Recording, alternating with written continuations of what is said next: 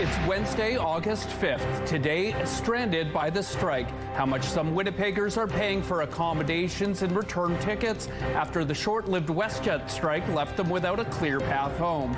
Also today, shuttering its diplomatic mission, why the U.S. is closing 5 consulates abroad, including one here in Winnipeg. Plus, man down, what the Winnipeg Sea Bears are saying about an alleged assault that sent their star player to the sidelines and the hospital. Your Morning Winnipeg starts right now.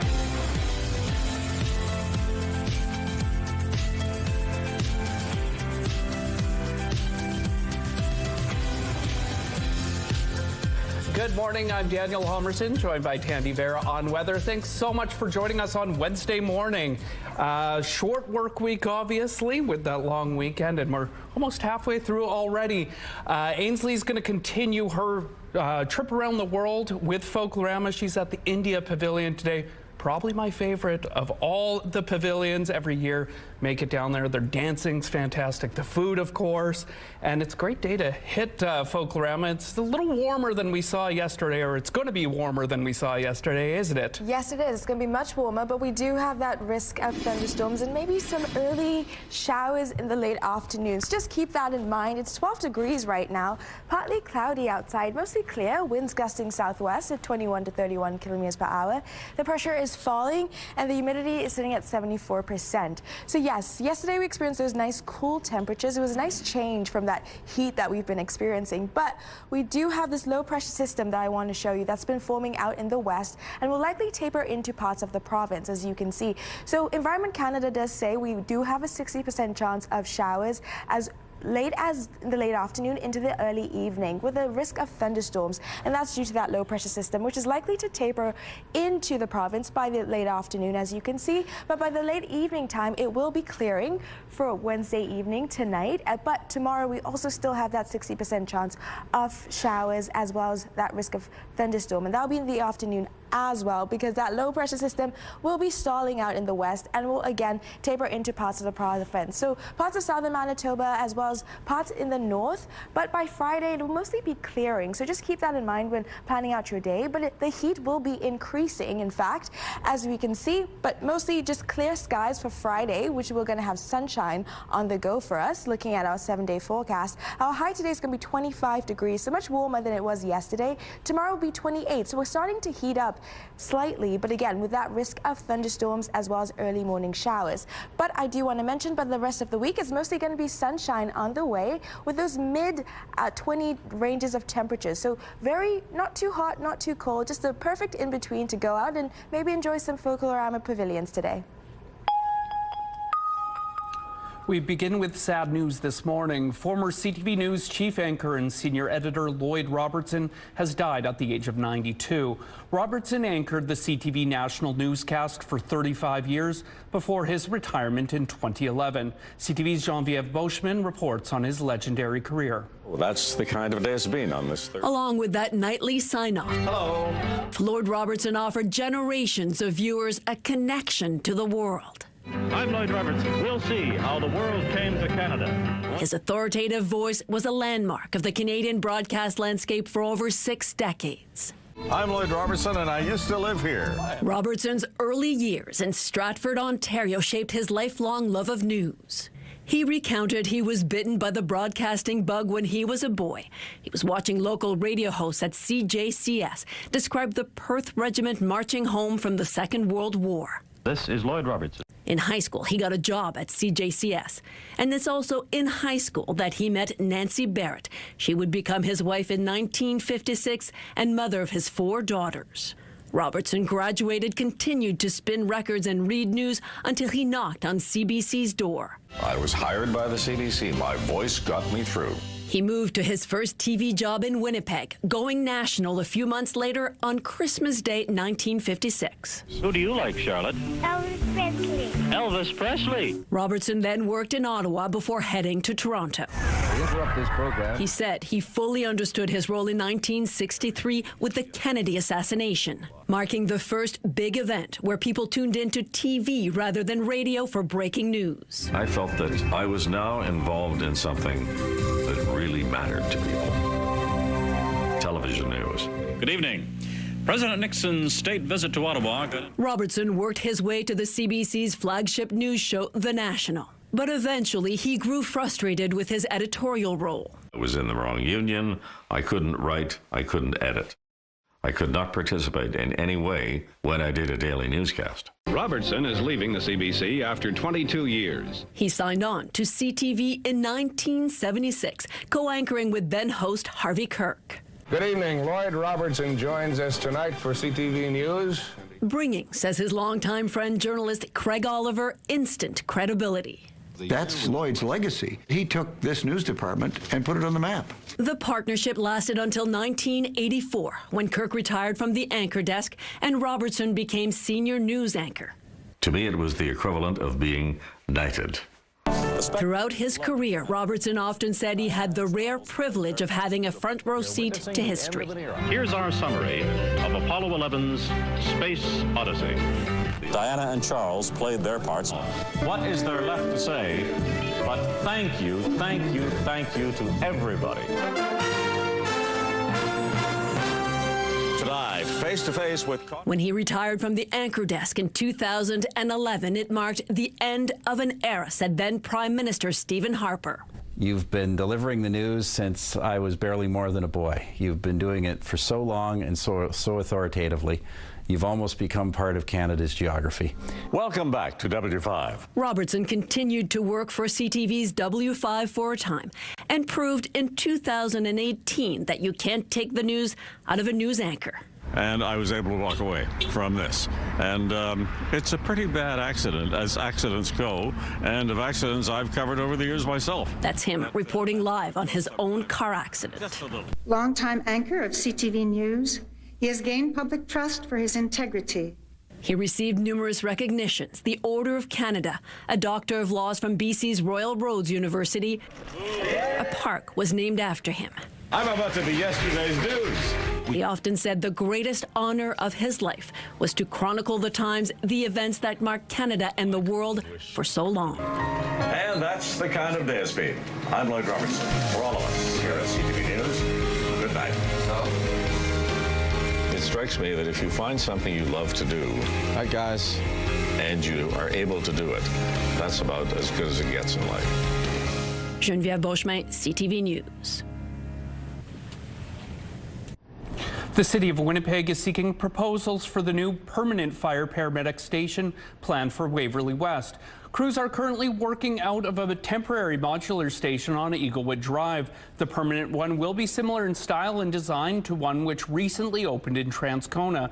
The request for proposals notes it will be just under 1,000 square meters with 3 bays. This will be the city's first non-road infrastructure project to use Canadian Construction Documents Committee contracts. The deadline to submit a proposal is August 28th. The temporary station will be decommissioned once the new station is completed and will be moved to another location in the city. A piece of an old SpaceX rocket is believed to have made contact with the moon this morning.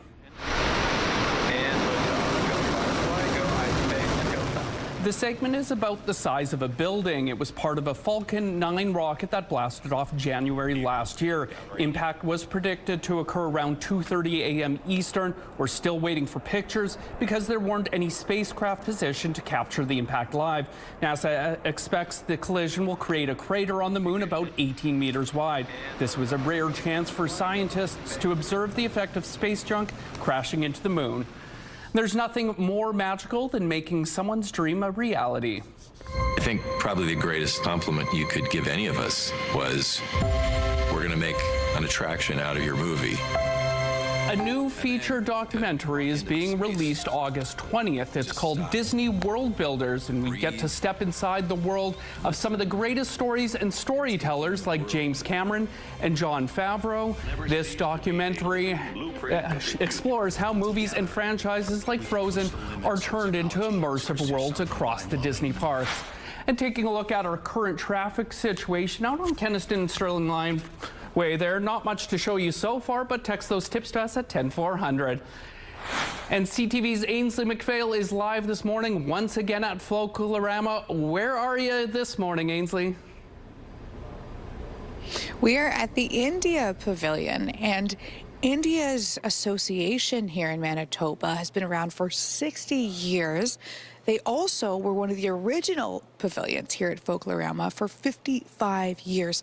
Volunteers, for example, the guy who does the bar, he's been doing it for 26 years, ordering in cocktails from India. There's other volunteers who have been here for 30 years. So come on down to the pavilion, take in the cultural display, also purchase from one of the many vendors, including there's meditative practices. We're going to be doing a turban wrapping this morning, live demonstrated. We're also going to be looking at the menu. I don't think I've seen so far a menu this large or this vast. And I'm not very good with spice. I do love Indian food, but I have to challenge myself. That's another story. We'll get to it this morning. We'd love to see that challenge, I think. Tandy up on the roof. Tandy, wouldn't you love to see Ainsley just wolf down some spicy food this morning? Oh, I would love to see that. Now, it may not be too spicy outside, though. It's seasonal average temperatures this week, a little different than we saw last week.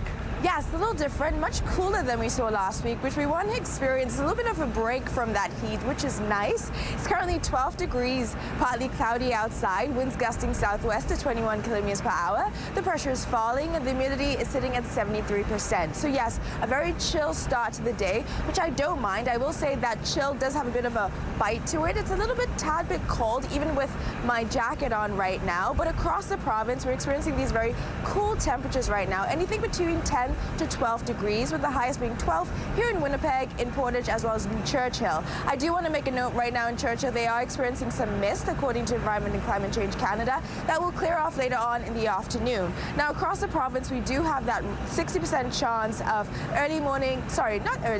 late afternoon showers, pardon me, as well as that chance in the early evening with the risk of a thunderstorm. So just keep that of note when traveling about. Always grab that rain coat and umbrella just in case, because Mother Nature can switch up at any moment. We're taking a break right now, but we'll be back with more CTV Your Morning Winnipeg. Weather is brought to you by Mr. Lube Plus Tires, proudly keeping Canadians rolling for 50 years. Some WestJet passengers remain stranded around the world. The airline is slowly resuming services after a strike over the weekend grounded hundreds of flights. But some passengers say they've been left with little information and in some cases have had to find their own way home. CTV's Danton Unger has more on their long wait on the phone and even longer wait to get home.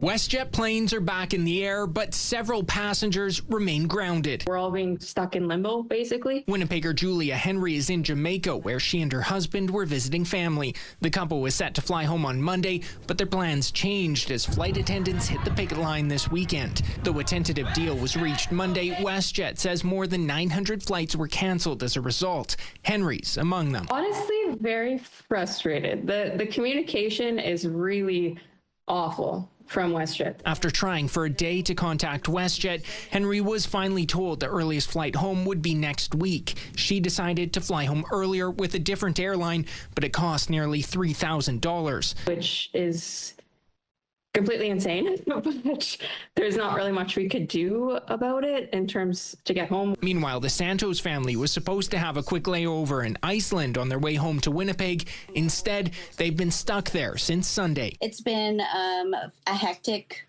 few days now, not just a couple, a few days. And with 4 kids, we're just trying to survive. The WestJet was able to book them a flight home Wednesday. The extended stay in Iceland has cost them around $4,000. Yeah, just hang on to those receipts and we should be reimbursed for that. Hopefully. Air passenger rights advocate Gabor Lucas says if WestJet passengers had their flights canceled, the airline should be the one to pay to get them home. You are at liberty to buy yourself a ticket and then charge that ticket to WestJet, make them pay for it. If they don't pay it, then a judge will order them to pay it. Danton Unger, CTV News, Winnipeg.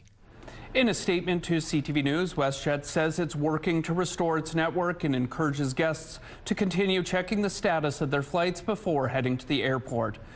Winnipeg police are investigating after a number of parks in the Waverly West area were tagged with hateful graffiti over the weekend. One of those hit was Eaglewood Park in the Prairie Point neighborhood. Waverly West City Councillor Janice Lukes tells CTV News the homophobic and gang-related tags were found in 3 parks and on some private properties over the long weekend.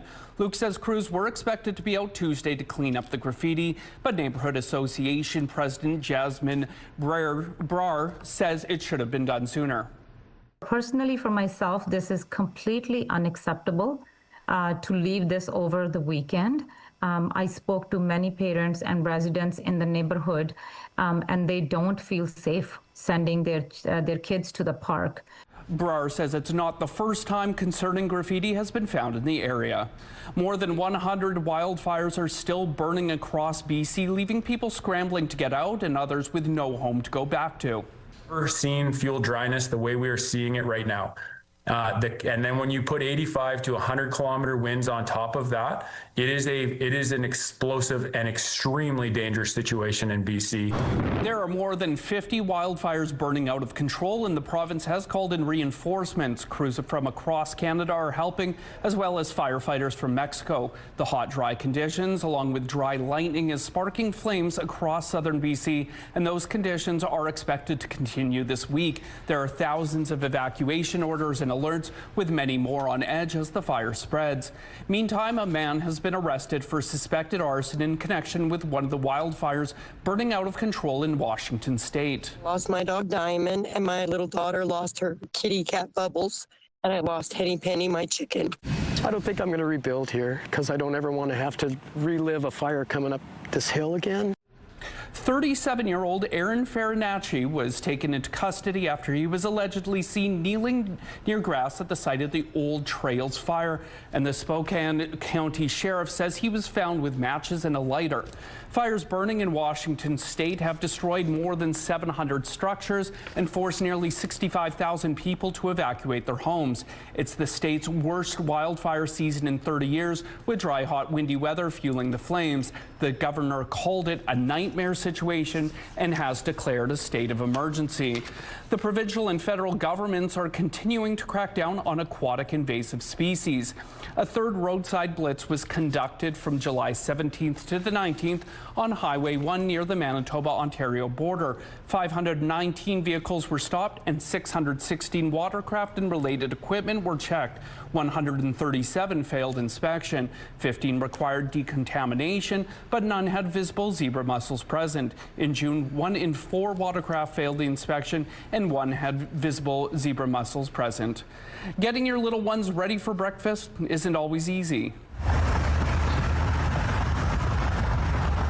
These red wolf pups at the Miller Park Zoo in Illinois figured it was more fun to play than listen to mom and dad. According to the zoo, the 4 pups are still growing and hitting every milestone. Some road closures to remind you about this morning. On Sherbrooke Street, the northbound curb lane will be closed from Westminster to Sarah Avenue. The southbound curb lane on Queenston Street will be closed between Grosvenor and Corden Avenue, and on Mission Street, all westbound lanes will be closed from Blinkett to Beaulieu Street. If you have any traffic tips or updates to share, text them to us at 10400. The CTV Live Eye is brought to you by Bath Fitter, your bath and shower experts for more than 40 years. 12 degrees right now, quite a cool start to the day. Partly cloudy outside, winds gusting southwest at 21 kilometers per hour. The pressure is falling and the humidity is sitting at 73%. So yes, 12 degrees here in Winnipeg, very chill start to the day. Across the province, we have Portage at 11 degrees, Brandon at 10 degrees, Warden and Winkler area at 12 degrees, Swan River at 11 degrees, and the Dauphin area at 11 degrees as well. Going up into Island Lake, they're at 15 degrees, so quite warmer compared to everyone else. Churchill at 12 degrees. They are currently experiencing some mist, according to Environment and Climate Change Canada. Lynn Lake at 13 degrees, with Flin Flon as well at 13 degrees, and Thompson at 11 degrees. Now, for us here in Winnipeg, just looking over our satellite image, do want to put a note that we do have this low pressure system that's been building just west of us that's likely to taper into the province. Now, according to Environment and Climate Change Canada, we have a 60% chance of showers today, as well as that risk of thunderstorms in the late afternoon and the early evening time. So looking by the time time it's 8 a.m., it's going to be about 14 degrees, so quite cool, which is a nice break from all the heat we've been experiencing, with winds gusting southwest at 20 kilometers per hour. But by the time it's the late afternoon, it'll be 24 degrees, but again, that 60% chance of showers. Around that time is what Environment and Climate Change Canada estimate the showers will start, with that risk of thunderstorm, with winds gusting southwest at 30 kilometers per hour. So just keep that in mind when planning your day and traveling about. We do have for tomorrow as well that risk, 60% as well for tomorrow, with a high of 28 degrees. So it's going to start to warm up quite intensely. And for the rest of the week, it's mostly sunshine on the way, with those mid-average temperatures, which is great, not too cool and not too hot. Now looking at our beautiful pic of the day from Erica, taken out in Cross Lake, the beautiful sunset, how gorgeous. Please keep those pictures coming with Winnipeg weather at CTV.ca. We're taking a break right now, but don't go anywhere. We'll be back with more CTV Your Morning Winnipeg.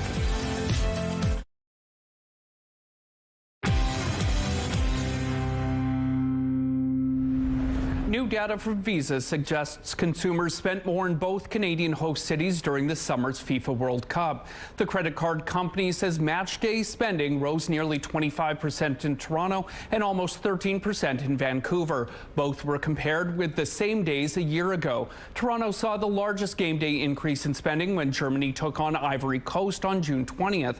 Data previously released by payment processing company Monera suggested Toronto saw a small boost in spending during the first weeks of the tournament, but found it paled in comparison to spending during Taylor Swift's Eras Tour concerts in the city.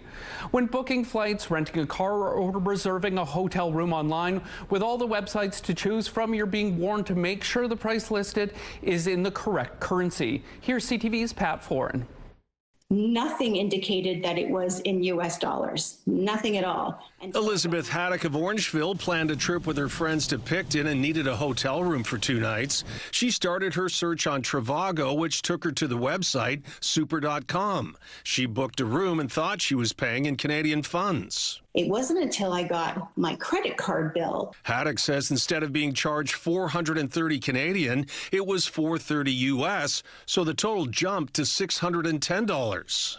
Why would I want to see a U.S. price? In a statement, Trivago said Trivago is not involved in the booking or payment process. The site that completed the reservation is best placed to investigate the charge.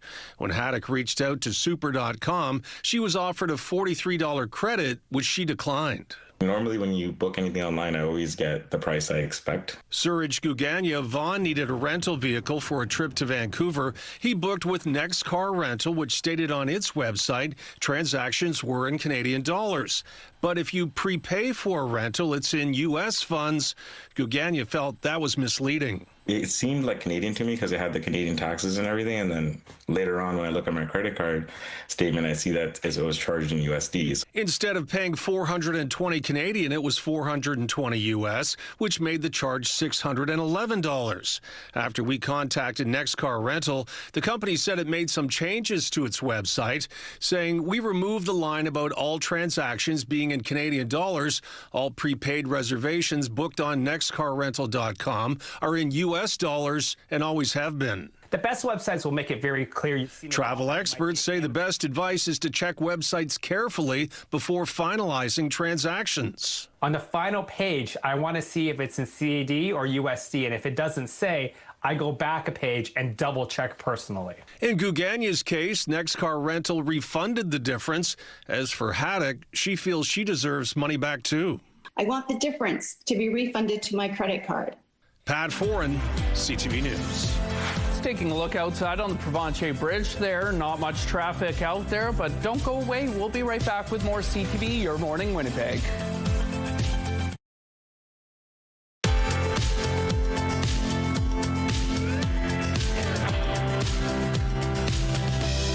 Tandy Bear is back with your weather now. Tandy, July ended with some pretty hot temperatures, but it's been a little cool to start August. Is that going to continue this week?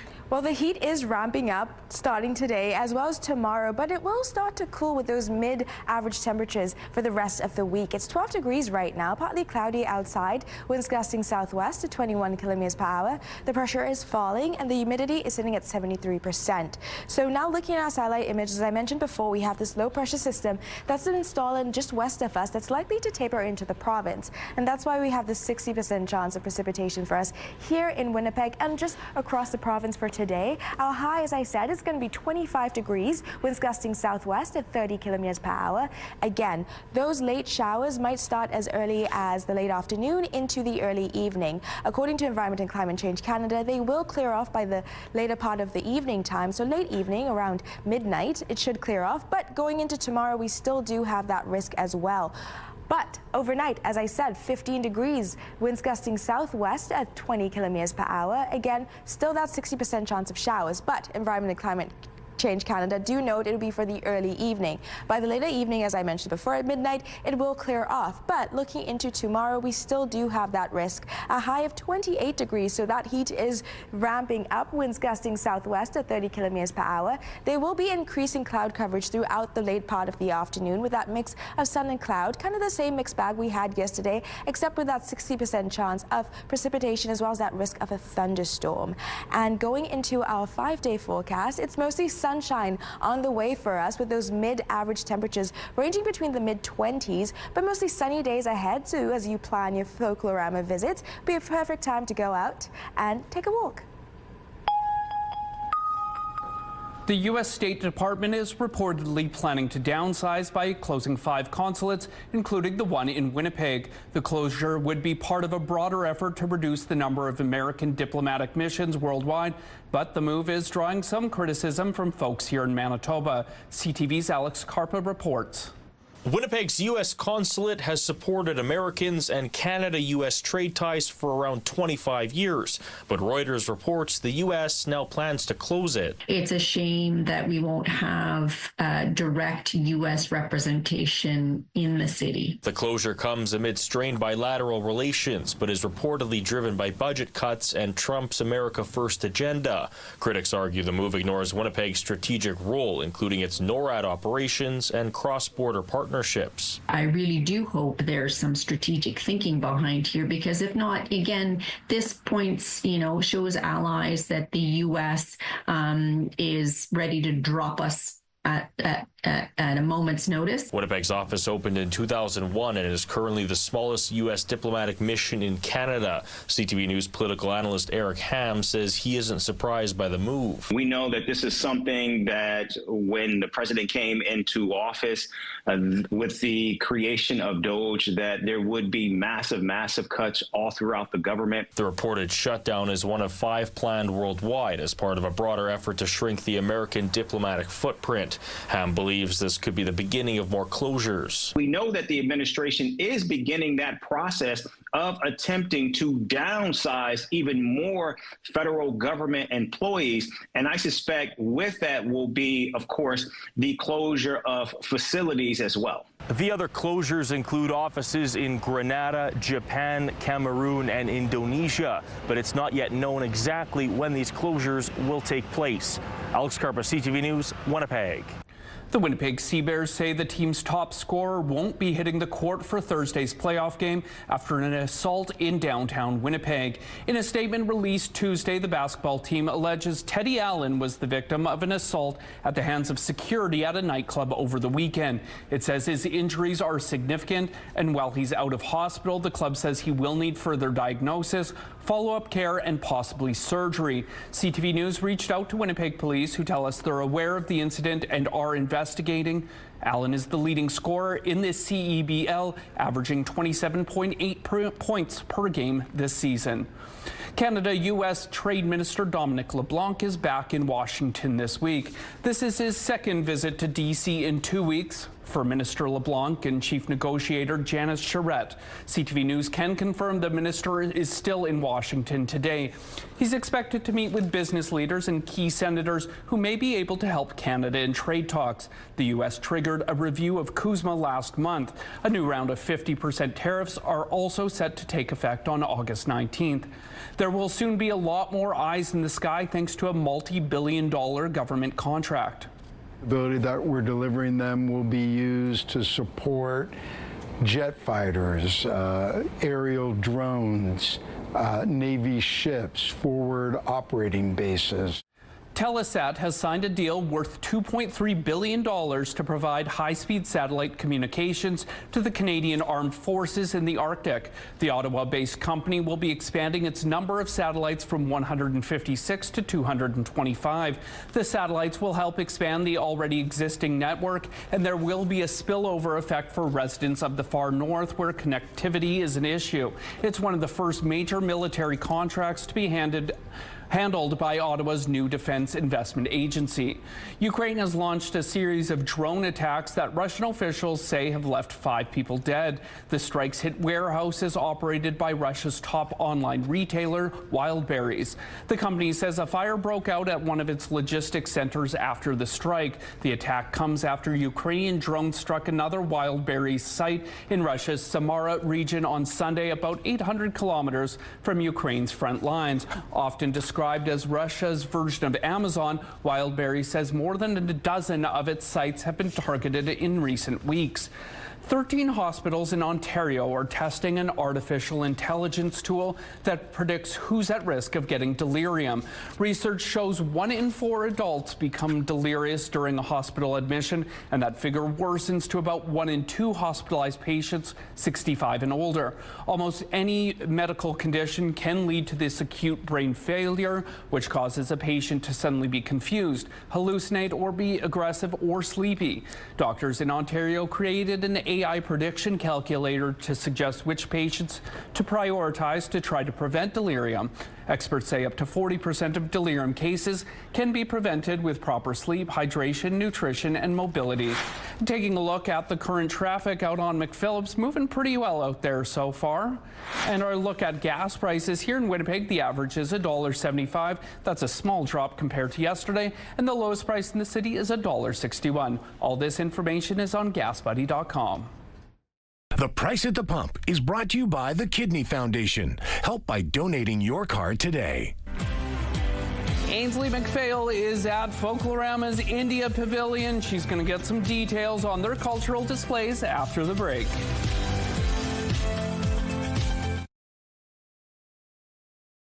Weather is brought to you by the Better Business Bureau. Research at bbb.org before you buy.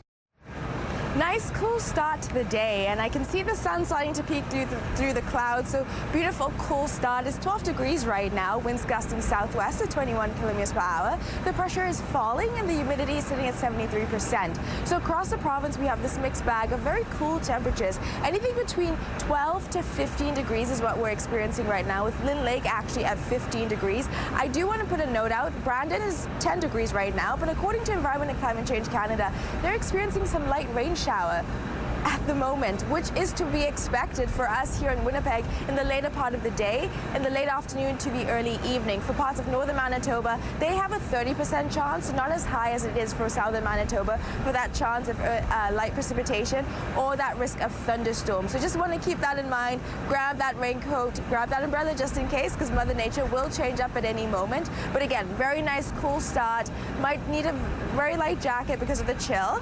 And we're heading over to Ainsley right now to see what she's up to today. Hey Ainsley, how's it going? We're at the India Pavilion, already having a blast. Arv and Prerna join us. They're the ambassadors. We're also learning a little bit about the India Association and what you can expect at this pavilion. So take it away, please share. Introduce yourself. My name is Manjeet Chaudhary, and I'm one of the board members of India Association Manitoba and the volunteer coordinator at the pavilion. We welcome you to our pavilion. We have been doing a pavilion for over 55 years now, and more information to come from our ambassadors. 55 years. Wow. And it's so incredible to see the future generations. What does it mean to you? Honestly, it means a lot. Like, it's great to come out, step out into the community, learn a lot about my culture, especially stuff I haven't really explored before.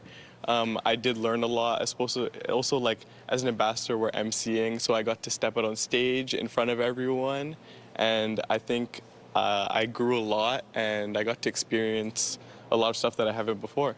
And you're also educating people too, right? You're letting people know about your culture, and that's such a beautiful thing. Your display is also beautiful. What can you tell us about it? Yeah, so we have a taste of India sort of locally in the community. So we have different cultural displays that are representing each of the, some of the states in India. Each state has its own culture, its own heritage, its own artwork, and its own way of representing and showing sort of their uniqueness.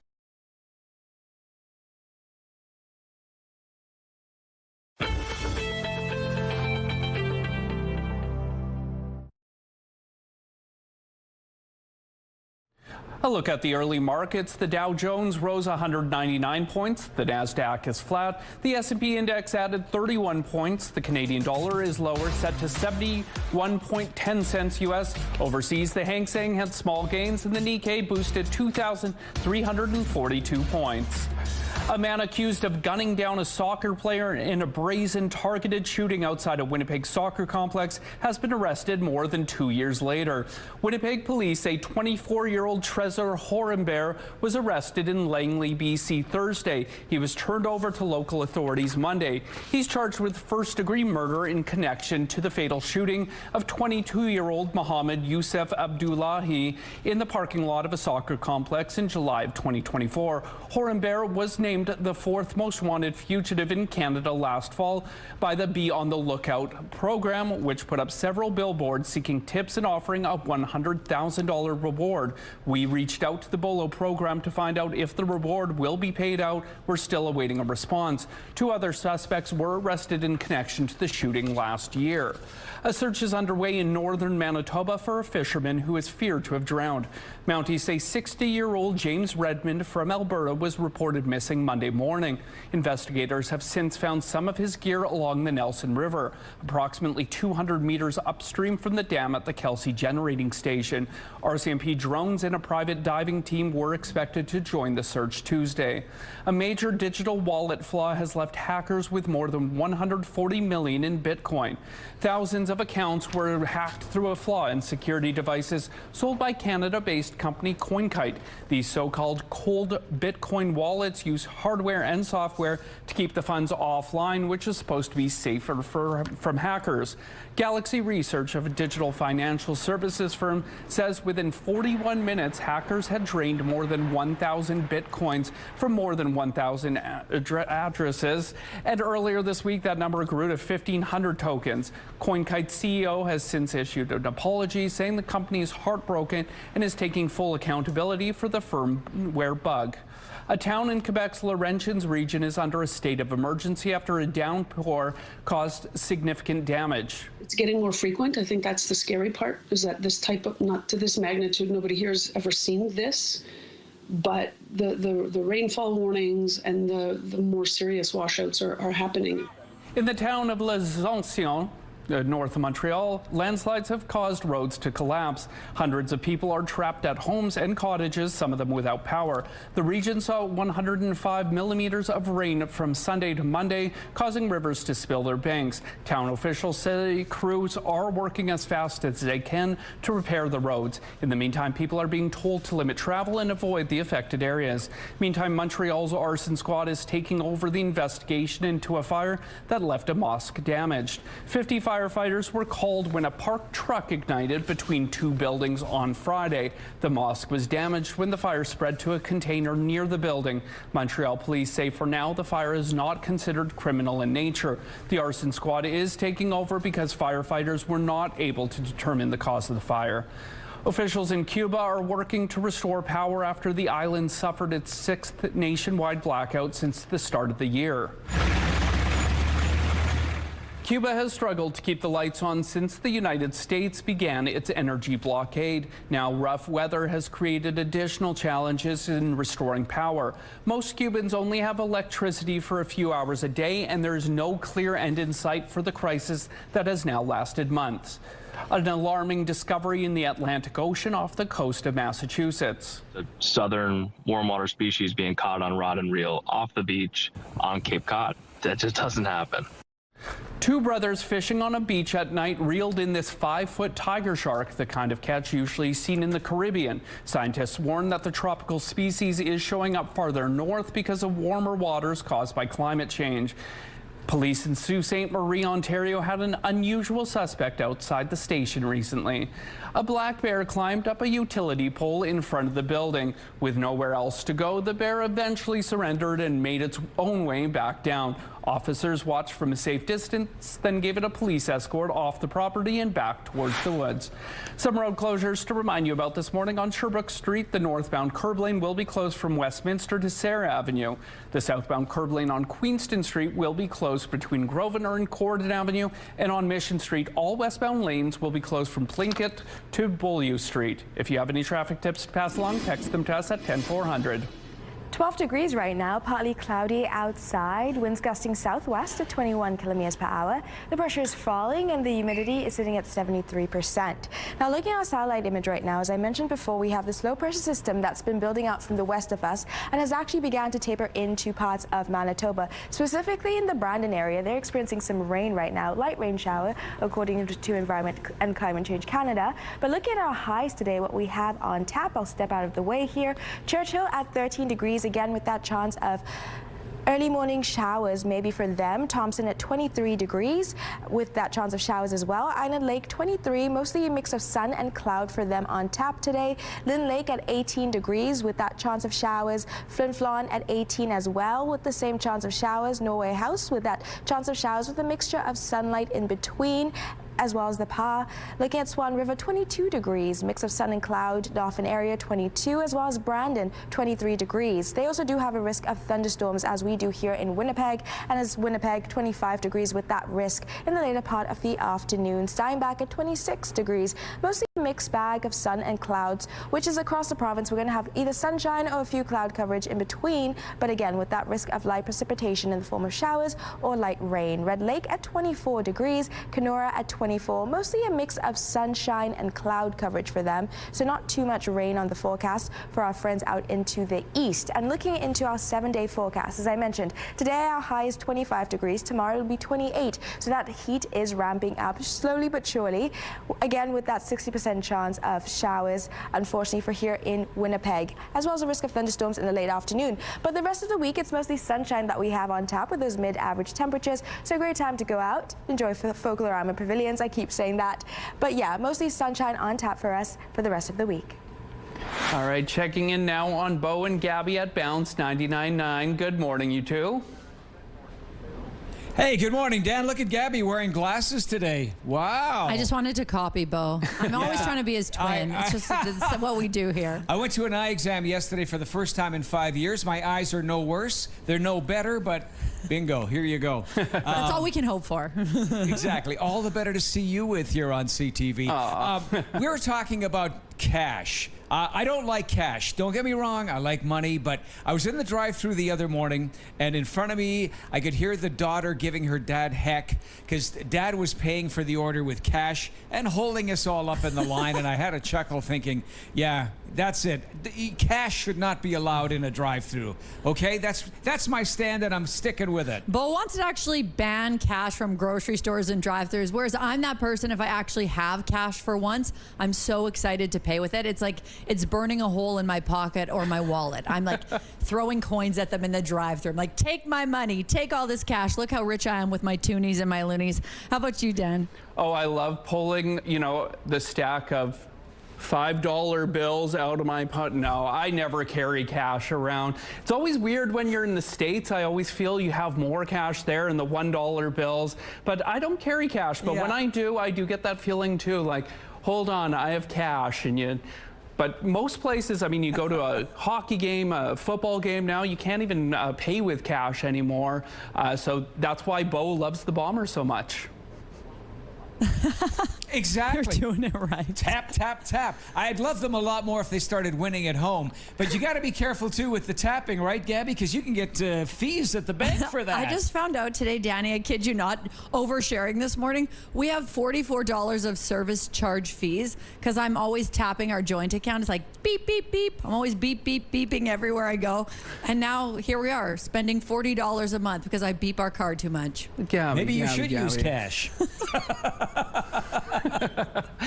Have a great day, guys. We'll see you soon. Neighbors and friends got together to give a young boy a very special birthday. ABC's Danny New has more. Thanks, stand back. You might not expect to go trick-or-treating when there are still 4th of July decorations up. Happy birthday! Happy birthday! But it's also not every day that Soren turns 11. He was so happy. I mean, he was on a mission. A few weeks ago, this neighborhood in Alabama came together to help Soren enjoy one of his favorite activities on his special day, with 83 different families volunteering. But we didn't get to them all. We got to 70 houses. I was going to say, it was going to get tired at some point. It was a long day. He wasn't tired. His mom, Leah, says this took months of planning and coordinating. There you go, Kate. Good job. Happy birthday. She first got the idea because Soren, who has autism, just loves trick-or-treating and would often put on one of his costumes, grab a bucket, and then He would say, okay, time to trick or treat. And he would be repeating that over and over. But what Leah did not expect was for so many of her neighbors to immediately respond to her Facebook post on the community page, and that none of them would take her up on her offer to provide the candy herself. We got you a whole bag here. Oh my gosh. Thanks, guys. Instead, many families surprised Soren with not only his favorite candy, but also Lego sets and Play-Doh. Not to mention, many of the homes were decorated with happy birthday signs. We severely underestimated how many bags we needed.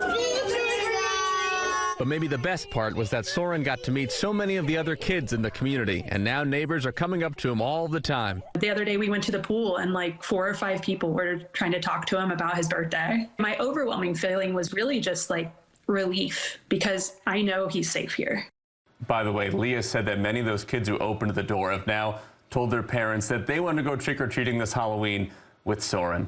In New York, for ABC News, I'm Danny Neal.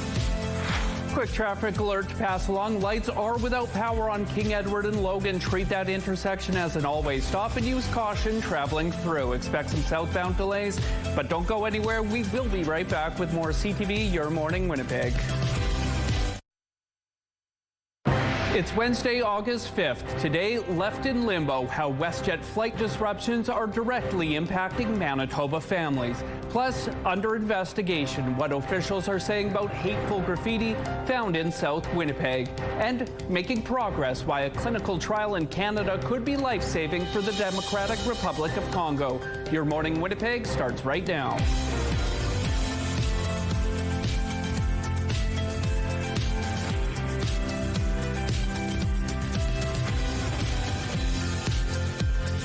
Good morning, I'm Daniel Robertson, joined by Tandy Vera on weather. Thanks so much for joining us this Wednesday morning.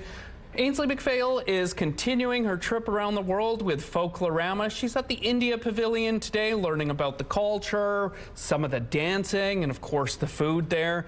And coming up later this hour, we're going to talk to a Brandon University professor about land-based education and what the future could look like for outdoor learning here in Manitoba. Could be a good day to head outside and learn something new, isn't it?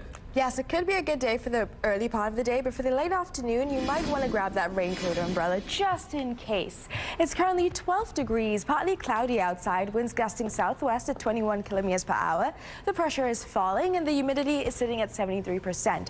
So yes, I say grab that raincoat umbrella just in case, because we have this low pressure system that's been stalling out west of us and it's actually tapered into parts of the province, specifically Brandon. According to Environment and Climate Change Canada, they're experiencing some light rain shower right now. So as you can see here on our satellite image, that is the low pressure system out in the west, which has already started to taper into the province today. So for southern Manitoba and for parts of northern Manitoba, we might experience that rainfall as well as that risk of thunderstorm, but that will be in the late afternoon. So for the morning time, it's mostly going to be clear, but then it's going to taper taper into the late afternoon, early evening, but by later on in the evening, it's again going to clear out. But again, that low pressure system is still stalling out west of us, and it's still likely again to taper back into the province. And that's why tomorrow we still have another 60% chance of light precipitation in the form of rain shower or in the form of showers. So just keep rainfall, pardon me. So just keep that in mind when traveling about, as well as that risk of a thunderstorm in the late afternoon,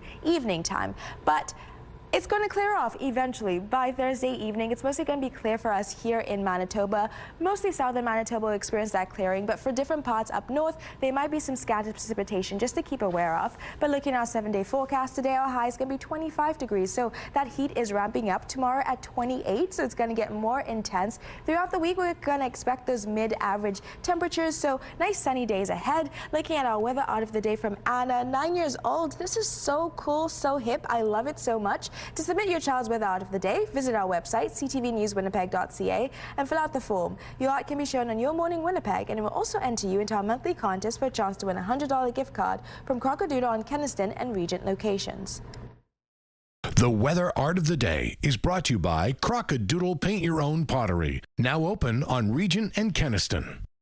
Some WestJet passengers remain stranded around the world. The airline is slowly resuming services after a strike over the weekend grounded hundreds of flights. But some passengers say they've been left with little information and in some cases have had to find their own way home. CTV's Danton Unger has more on their long wait on the phone and even longer wait to get home. WestJet planes are back in the air, but several passengers remain grounded. We're all being stuck in limbo, basically. Winnipegger Julia Henry is in Jamaica, where she and her husband were visiting family. The couple was set to fly home on Monday, but their plans changed as flight attendants hit the picket line this weekend. Though a tentative deal was reached Monday, WestJet says more than 900 flights were canceled as a result. Henry's among them. Honestly, very frustrated. The communication is really awful from WestJet. After trying for a day to contact WestJet, Henry was finally told the earliest flight home would be next week. She decided to fly home earlier with a different airline, but it cost nearly $3,000. Which is completely insane, but there's not really much we could do about it in terms to get home. Meanwhile, the Santos family was supposed to have a quick layover in Iceland on their way home to Winnipeg. Instead, they've been stuck there since Sunday. It's been a hectic few days now, not just a couple, a few days.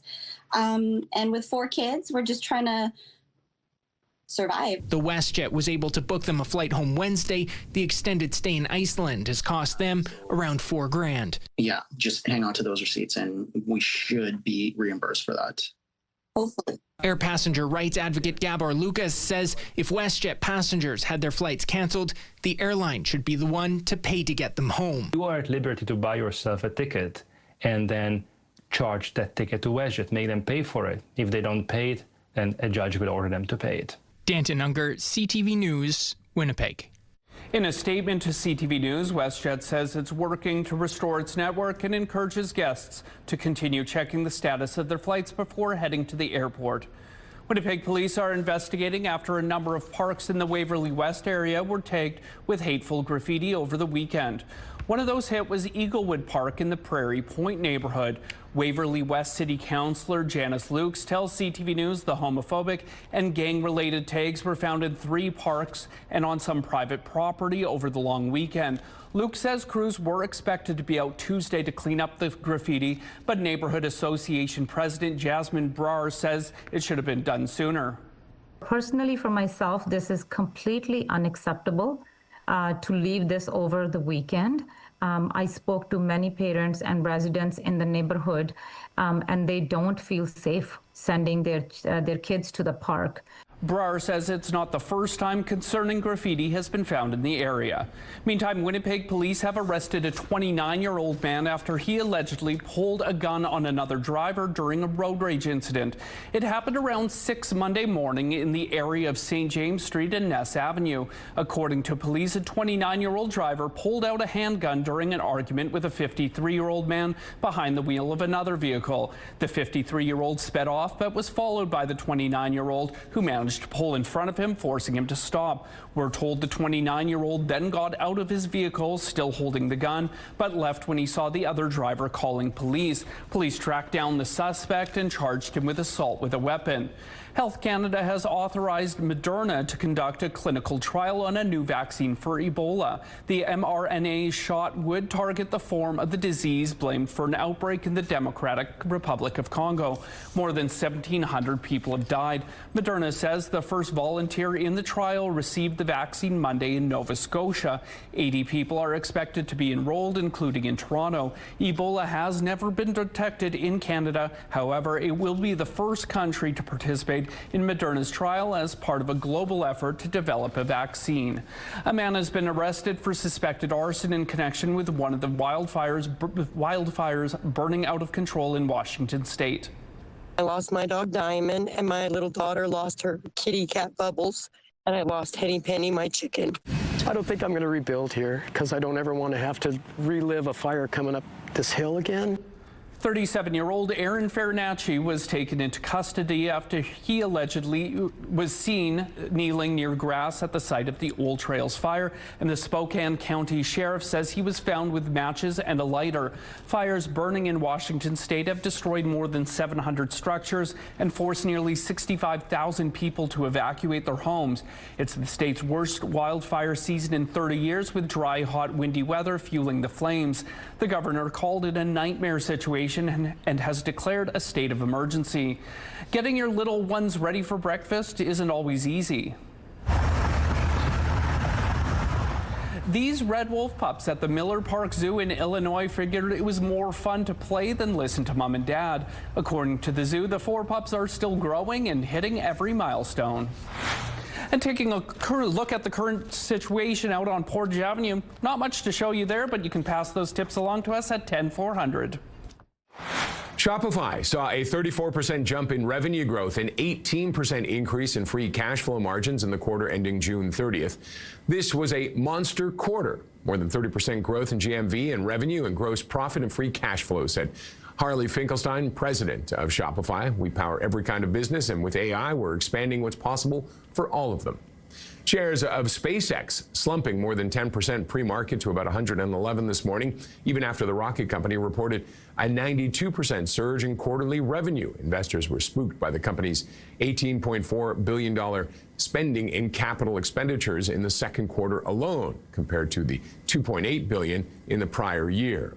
The Canadian company at the center of a Bitcoin hack has warned that artificial intelligence failed to detect the software flaw that was exploited to steal users' funds, now estimated at $130 million. A quarter of that was in Canada. CoinKite, whose affected cold card wallets were drained late last week, said the vulnerability the hackers discovered is a warning for every company building Bitcoin hardware and software, not only us. Firms using AI to monitor security-critical code should undertake immediate reviews, CoinKite said in a blog post on its website. Those are your morning business headlines. For BNN Bloomberg, I'm Roger Peterson. CTV's Ainsley McPhail is live this morning at the Pembina Curling Club, and this week it's home to the India Pavilion. It's all part, of course, of Folklorama. Good morning, Manitoba. Already, we have so many dancers coming in their beautiful red attire, but Jitra is the name of the dance that we're going to see, and they have 44 different performance groups. Yeah, so when you come to the Indian Pavilion, you're going to get a different performance every time. So I guess if you love it, you can keep coming back. We just get here, right? When we first got here, the guy from Holy Spice just handed me these beautiful samosas. I also haven't yet tried this mango yogurt drink, which I do not know the name of, but I'm going to now. And it's, has an interesting aftertaste. But stay with us. Stay with us as we explore. I like the look of those samosas for sure. Thank you so much, Ainsley. And Tandy Vera is up on the roof. A cool start to the day. When I left the house at 4 in the morning, it was a little bit chilly.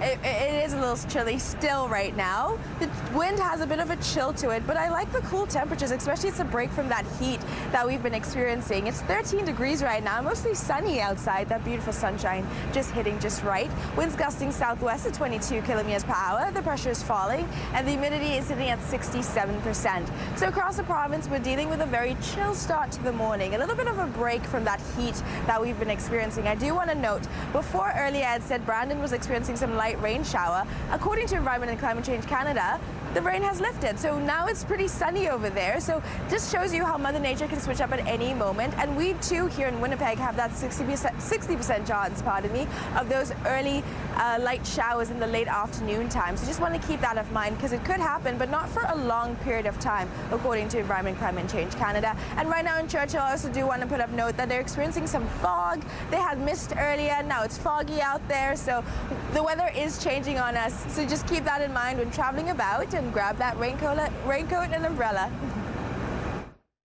Weather is brought to you by Blinds Are Beautiful. Our new Hunter Douglas showroom is at 900 Lorimer. All right, it's time now for our question of the day. We're at Folklorama, of course, and we want to know what your favorite dish is at Folklorama. You can text your answers to 10400 and make sure to follow the automated instructions so we can feature your response, and don't forget to include your name. Question of the day, brought to you by Provivo, Manitoba's #1 cool sculpting clinic. Science-backed body contouring. At Your Morning Winnipeg, we're all about celebrating your amazing pets, furry, feathered, or scaly. Your Pet of the Week submissions have been amazing, and we want to see even more, whether it's dogs, cats, birds, or any other pet pals. Send them our way. Drop your pet photos and a fun little story about them to petoftheweek@ctv.ca and catch us every Thursday to find out if your pet is our Pet of the Week on Your Morning Winnipeg.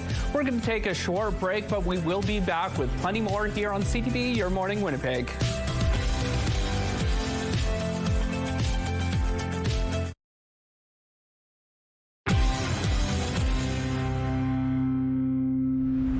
The U.S. State Department has notified Congress it plans to close 5 foreign consulates, including the one here in Winnipeg.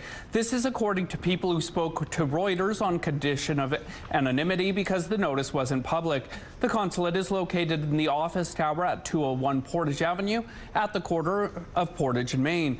Winnipeg is home to what's known as an American Presence Post, which is less than a full-service consulate. It has only 2 staff and serves more as a conduit for discussions between the Manitoba government and its U.S. counterpart. When asked for comment, the U.S. State Department didn't confirm the closures, but said it was focused on ensuring the nation's diplomatic footprint was efficient and effective. Winnipeg is home of the Canadian NORAD regional headquarters, and at a time when Canada and the United States are modernizing NORAD and there are a lot of defense projects in the works, it's a shame that we won't have direct U.S. representation in the city.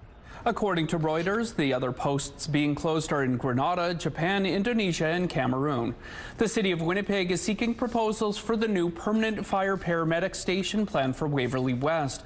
Crews are currently working out of a temporary modular station on Eaglewood Drive. The permanent one will be similar in style and design to one which recently opened in Transcona. The request for proposals notes that it will be just under 1,000 square meters with 3 bays. This will be the city's first non-road infrastructure project to use Canadian Construction Documents Committee contracts. The deadline to submit a proposal is August 28th. The temporary station will be decommissioned once the new station is completed and will be moved to another location in the city. A new study shows just how important it is to keep a regular schedule. The study out at the University of Missouri found maintaining a daily schedule can lower physical pain and aid against depression, especially for older people struggling with insomnia. This includes when we wake up, eat, work or study, interact with others, and go to bed. Researchers looked at survey results from older adults, about half of whom had insomnia. They found those who reported having a regular daily routine had lower levels of physical pain and less depression compared to those without. And taking a look at the current traffic out on Osborne Street, starting to pick up out there. If you have any tips to pass along, text them to us at 10400. Traffic is brought to you by Curtis Carpets, Manitoba's flooring experts. The official trailer has just been released for a film shot here in Manitoba, Violent Night 2. But now I'm on the naughty list. I forgot the meaning of Christmas. What does that even mean? In this movie, David Harbour is back playing Santa Claus, but he isn't exactly jolly. In fact, this Santa is armed with lethal combat skills, and he'll need them to give the present of a knuckle sandwich to a ruthless crime lord overrunning the town's mall. Violent Night 2 was shot in Winnipeg last year and also stars Kristen Bell as Mrs. Claus. It hits theaters in December. Animated sci-fi sitcom Futurama is back for a new season. We'll enter in order of expendability. First Zoidberg, then everyone else. Hooray! The team from the quirky 31st Century Delivery Company is back for a 14th season. This season sees the gang poking fun at scams and lab-grown meats and tingling with space pirates. Futurama Season 14 is streaming now on Disney+. Our problem these days is trying to remember if we've already done a show. And there's always one writer says, we already did that in episode 78 or whatever it is. Futurama Season 14 is streaming now on Hulu in the U.S. and Disney Plus everywhere else. Not a fan of scary movies? Well, how about this family holiday film? Ready? Yeah, they're all watching, you know.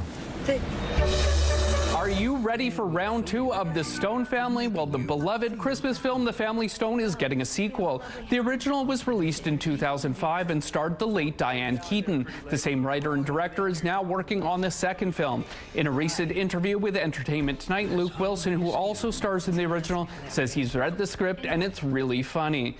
Your primetime lineup today starts at 7 with Master Chef. The Rainmaker follows up at 8, and at 9, catch The Borderline. It's all right here tonight on CTV. The CTV Live Eye is brought to you by Bath Fitter, your bath and shower experts for more than 40 years. 13 degrees right now, mostly sunny outside, winds gusting southwest at 22 kilometers per hour. The pressure is falling and the humidity is sitting at 67%.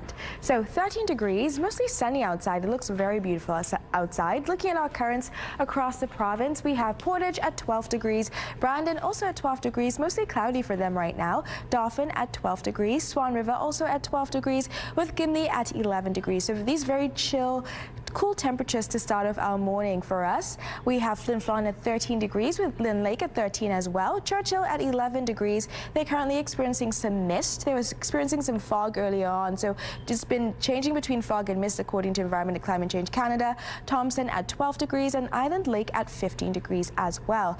Looking at our satellite image, as I mentioned, we do have this low pressure system that's been building up from the west that's already started tapering into parts of the province here in Manitoba. Specifically, about 30 minutes ago in Brandon, it was raining for a little bit, but it was a very light rain shower. And Environment and Climate Change Canada says we can expect these very short bursts of rainfall. If we do have that rainfall today, we have a 60% chance. By the time it gets to 5 p.m., which will be 24 degrees with winds gusting southwest at 30 kilometers per hour. But for the rest of the day, it's mostly going to be that mixed bag of sun and cloud, kind of like what we had yesterday with those nice cool temperatures. And looking into our 7-day forecast, as I mentioned today, our high is 25 degrees. Tomorrow, 28. So that heat is going to ramp up with that risk of a thunderstorm tomorrow as well. But the rest of the week, it's mostly sunshine on the way with those mid-average temperatures. Now, looking at our beautiful pick of the day from Erica on Cross Lake, how gorgeous is that sunset? Please keep those pictures coming at Winnipeg Weather at ctv.ca.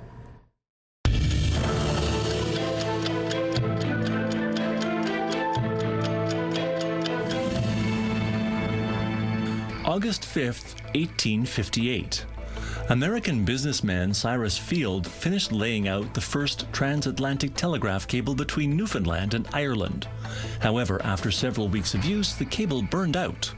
It was the first intercontinental communications link, reducing the time a message took to cross the Atlantic, about 10 to 14 days by ship, down to mere minutes.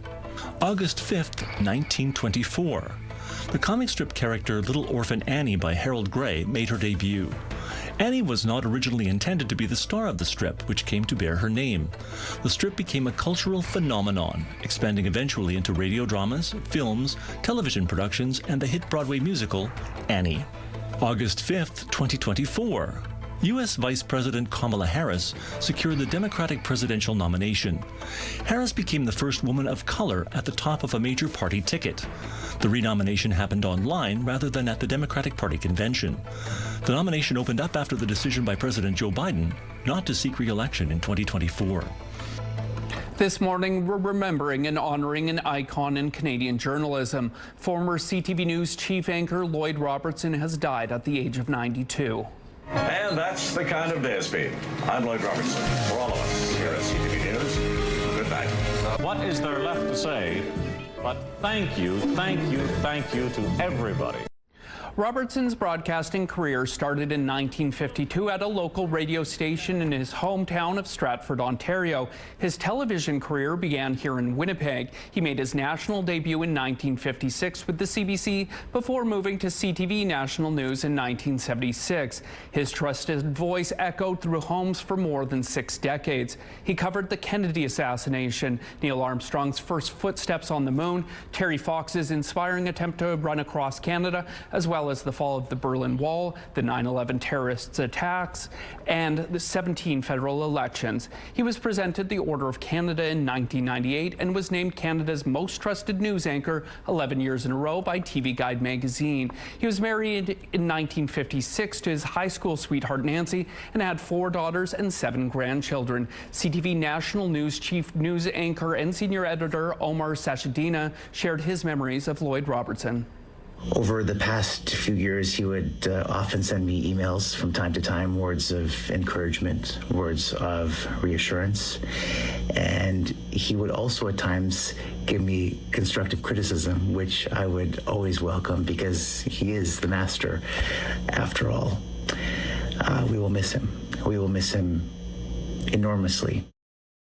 Former chief news anchor and senior editor of CTV National News, Lisa Laflamme, who sat in the chair after Lloyd retired in 2011, had this to say about Lloyd's death. She shared her grief and condolences on social media, writing, quote, "Canada has lost a broadcast legend. I've lost a teacher, a trusted friend, and someone who helped shape both my career and my life." CTV's Ainsley McPhail is at Folklorama's India Pavilion. We're going to get a little look at some of the dancing happening there after the break.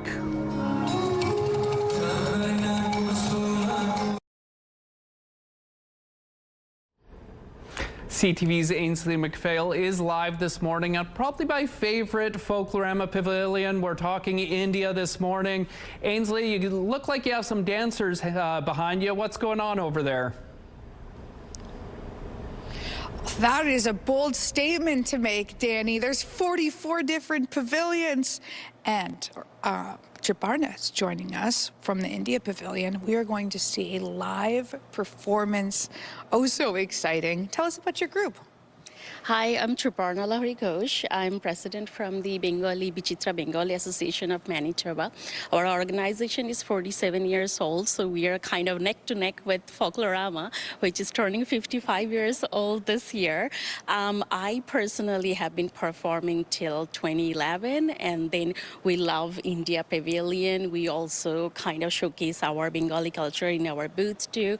So in every year, make sure that our group does perform, as well as we also represent with our kids as well. That's how we pass it on to the next generation and then keep the culture going. So you have the littles as well. How little are we talking? So it's 8 years and up, yeah. Adorable. I'll have to come see it. What are we going to see today?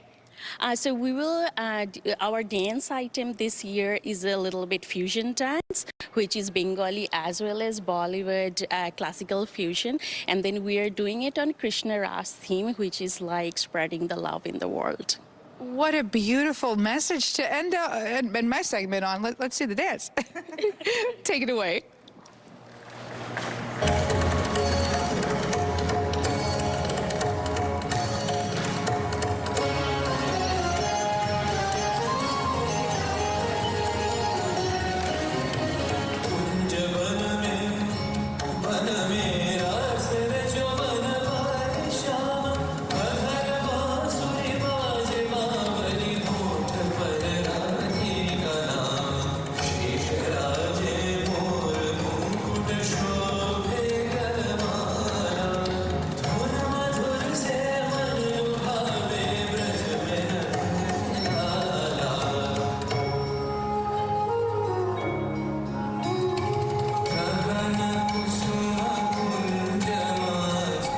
I'm always so impressed with the dancing. You know, they're doing it 3 or 4 times a night for a straight week, and it never gets old.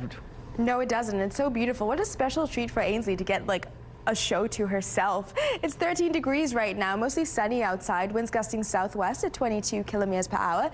The pressure is falling and the humidity is sitting at 67%. So looking at our satellite image again, as I mentioned before, we do have this low pressure system that's been forming just west of us, and it's already tapered into parts of the province. Specifically in the Brandon area, they experienced some rainfall, very light rainfall according to Environment and Climate Change Canada about 30 to 40 minutes ago. It didn't last for long. It was there for approximately 20 minutes, and we can also maybe have those short bursts, of some rainfall for us here in Winnipeg today. Our high is 25 degrees, winds gusting southwest at 30 kilometers per hour. As I mentioned, we do have that risk of thunderstorms in the late afternoon, as well as some light precipitation in the form of showers. So just keep that in mind. It will start towards 5 p.m. into the early evening, but according to Environment and Climate Change Canada, it should clear off by the evening time, late evening. But as I said before, early evening, we still have that risk of thunderstorms. Still quite intense winds as well. Winds will be gusting southwest at 30 kilometers per hour. 15 degrees, which is pretty nice. Our seasonal average is usually about 13 degrees, so we're just 2 degrees above that. But for tomorrow, unfortunately, we do have another risk of a thunderstorm with another 60% chance of precipitation. But 28 degrees, so it's going to start ramping up in terms of that heat. But the rest of the week, we just have sunshine on tap with those mid-average temperatures of the mid-20s. So not too cold, not too hot, but a perfect time to go out. Maybe check out some Folklorama pavilions. The Winnipeg Sea Bears say the team's top scorer won't be hitting the court for Thursday's playoff game after an assault in downtown Winnipeg. In a statement released Tuesday, the basketball team alleges Teddy Allen was the victim of an assault at the hands of security at a nightclub over the weekend. It says his injuries are significant, and while he's out of hospital, the club says he will need further diagnosis, follow-up care, and possibly surgery. CTV News reached out to Winnipeg police, who tell us they're aware of the incident and are investigating. Allen is the leading scorer in the CEBL, averaging 27.8 points per game this season. A search is underway in northern Manitoba for a fisherman who is feared to have drowned. Mounties say 60-year-old James Redmond from Alberta was reported missing Monday morning. Investigators have since found some of his gear along the Nelson River, approximately 200 meters upstream from the dam at the Kelsey Generating Station. RCMP drones and a private diving company were expected to join the search Tuesday. The provincial and federal governments are continuing to crack down on aquatic invasive species. A third roadside blitz was conducted from July 17th to the 19th on Highway 1 near the Manitoba-Ontario border. 519 vehicles were stopped and 616 watercraft and related equipment were checked. 137 failed inspection, 15 required decontamination, but none had visible zebra mussels present. In June, 1 in 4 watercraft failed in the inspection and 1 had visible zebra mussels present. There are thousands of evacuation orders and alerts in BC, with many more on edge as a raging wildfire spreads. Insane. It felt like we were driving through an apocalypse. You could definitely feel the heat. At one point, I think I said, "Oh my God, it's so hot in here." Avery Brownell was one of hundreds forced to evacuate Saturday afternoon as the Bradley Creek wildfire tore through homes along West Side Road near Vernon. They escaped through a burning highway. The Okanagan Indian Band estimates 30 band member homes and 200 non-band homes were destroyed in the fire. Retired firefighter Jeff Moore captured this video. All he could do was watch as his longtime Okanagan lakeside cabin was reduced to ashes in a matter of minutes. He made it to the water and fled to safety by boat. More than 100 wildfires are now burning across BC. A team of Transportation Safety Board investigators are being sent to BC to investigate a deadly mid-air crash. The crash happened Monday near the Chilliwack Airport. According to the TSB, it involved 2 Cessna 172 aircraft operated by 2 flight schools. A recovery team found one of the planes as well as a male crash victim. The other plane managed to land safely. 2 people on board that plane were not hurt. People in Ontario's Niagara region are cleaning up and assessing the damage left by flooding. Things destroyed. It's really sad. It's pretty hard to deal with. St. Catharines and the town of Lincoln are still under a state of emergency. People in St. Catharines have gone through 3 storms in the past 10 days, which dropped 140 millimeters of rain. The province says it's assessing the damage to see if the communities are eligible for help from the Disaster Recovery Fund. At least 17 people have been killed in Russia's latest attack on Ukraine. It was one of the deadliest strikes on Kyiv and the capital region this year. Ukraine's President Volodymyr Zelensky said interceptors could have saved lives. Dozens of people were hurt with residential buildings, a railway station, and warehouses being hit. FIFA President Gianni Infantino is holding crisis meetings in Morocco with senior FIFA officials. These meetings are happening as a number of European football associations poll their support for him. Last Friday, Infantino backed down on a plan to sell off portions of FIFA competitions, including the World Cup. The plan had been strongly criticized by UEFA, CONCACAF, and the AFC. Despite backing down on the plan, many European federations still say they won't back his re-election next spring. He's also been criticized by some other senior FIFA officials who have distanced themselves from the privatization plan. No challenger in FIFA elections has stepped up yet, but candidates need to declare their intention to run by November 18th. Some road closures to remind you about this morning. On Sherbrooke Street, the northbound curb lane will be closed from Westminster to Sarah Avenue. The southbound curb lane on Queenston Street will be closed between Grosvenor and Corden. And on Mission Street, all westbound lanes will be closed from Pliget to Beaulieu Street. And taking a look at your gas prices, here in Winnipeg, the average is $1.75. It's a drop compared to yesterday. And the lowest price in the city is $1.61. All this information is on GasBuddy.com. The Price at the Pump is brought to you by the Kidney Foundation. Help by donating your card today. It's a cool but sunny start to the day. 13 degrees outside right now. Don't go anywhere. We'll be back with plenty more news and weather here on Your Morning Winnipeg.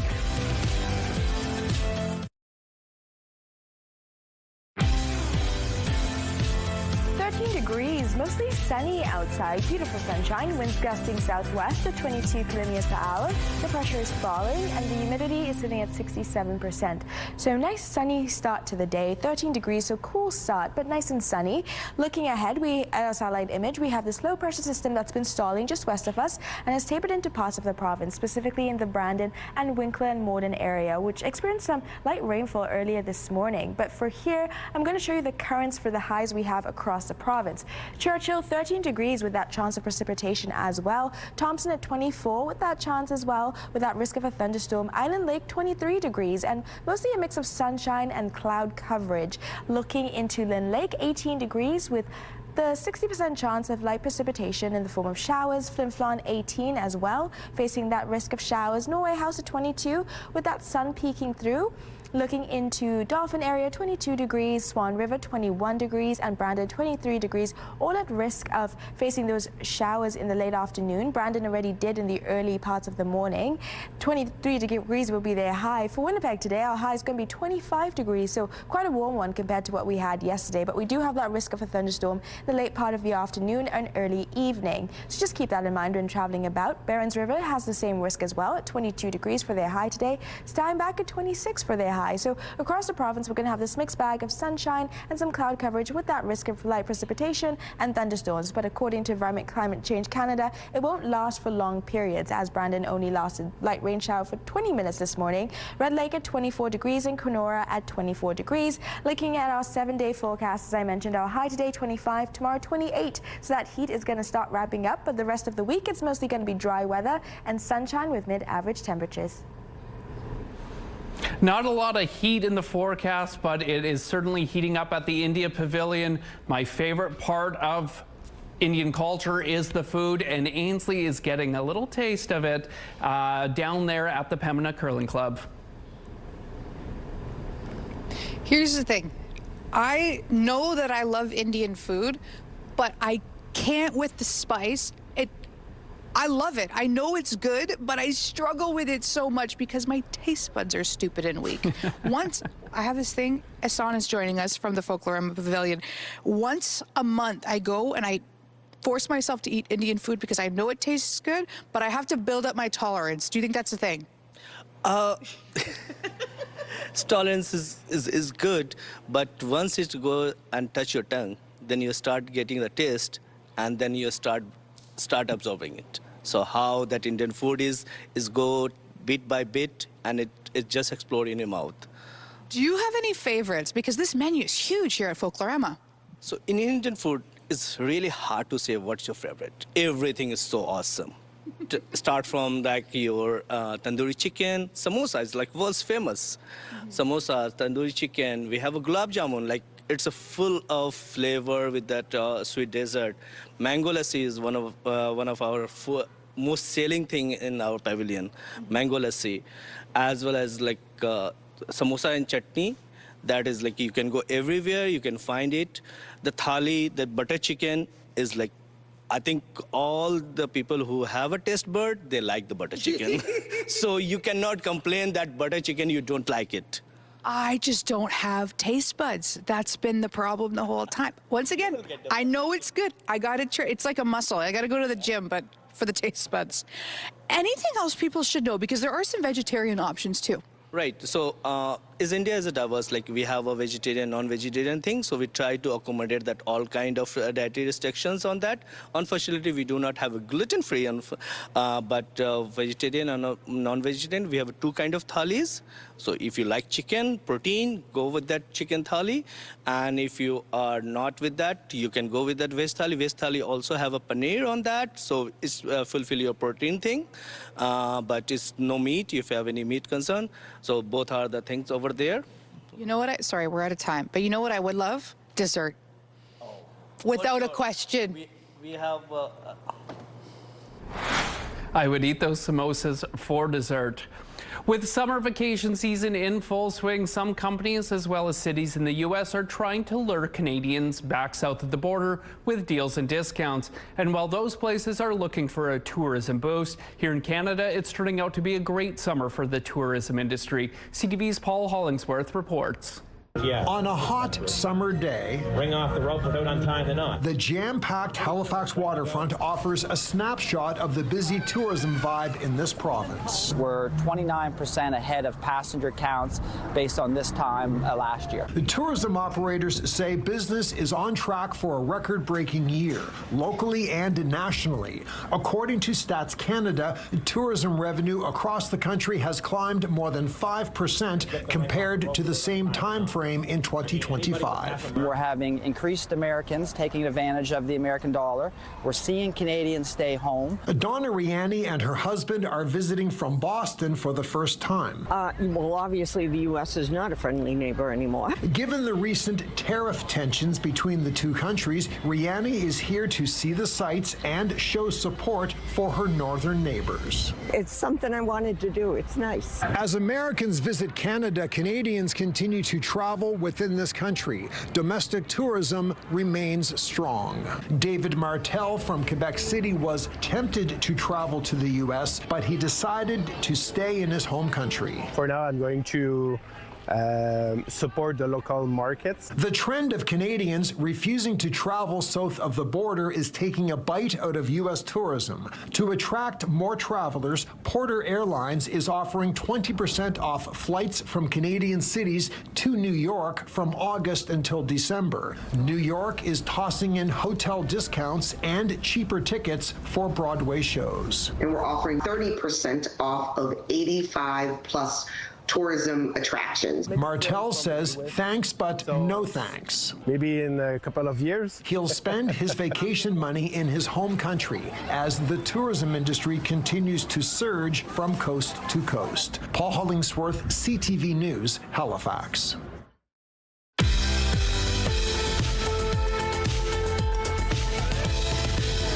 Let's see who's celebrating a milestone today. Happy 9th birthday, Honor. Lots of love from Mom, Dad, Storm, Nakoa, and Sloan. Happy 13th birthday greetings are going out this morning to John. Love from Kukum and Chara. Happy 4th birthday, Tom Tom. Love Mom, Dad, Kuya Yuri, and Kuya Lennox. And happy 53rd anniversary, Cliff and Clara. 11 best wishes from your family. To submit your milestone, visit our website, ctvnewswinnipeg.ca, and fill out the form at least 2 days in advance. Weather is brought to you by ABC Fire and Safety, your CO2 refill store. Our high high today is going to be 25 degrees. Our seasonal average is about 26 degrees, so just 1 degree shy of that. Last year it was at 27.6 degrees, which is quite hot. We might experience that tomorrow with our high of 28, and the record being broken in 1964 with 36.7 degrees, so quite intense heat. Right now it's 13 degrees, mostly sunny outside, beautiful sunshine peeking through here in downtown Winnipeg.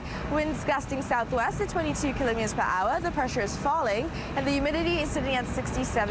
So nice chill start to the day. I will say that wind does have a little cold bite to it, but not too much. With that sun, it's a perfect mix of not too hot and not too cold. And across the province, these are the temperatures we're going to be feeling. Very cool temperatures to start off the day. In Winnipeg, it'll get as high as 25 degrees. In Brandon, as high as 23 degrees for today. And in Portage, as high as 25 as well, same as Winnipeg. But in Churchill, the high will be about 15 degrees for them today. So just things to keep of note. In fact, in Churchill, they're experiencing some fog right now. Earlier it was mist, now it's fog. Mother Nature's switching up on us at any moment. Same as well as in Brandon, where they just experienced some rainfall, but now it's mostly cloudy there with the current temperatures. So just keep that in mind. We also have that risk here in Winnipeg, so grab that raincoat, umbrella, just in case, because you never know. Most kids head back to school in just over a month, and a researcher in Brandon is exploring ways to make outdoor learning more accessible. Jennifer Mateer, an assistant professor in Brandon University's Geography and Environment Department, is working to create a framework for outdoor and land-based education for Manitoba students. She joins us now with more. Good morning, Jennifer. Hi, thanks so much for having me this morning. Starting off, let's talk about land-based education. What are some of the things kids can learn about outside, and what are some of the learning outcomes?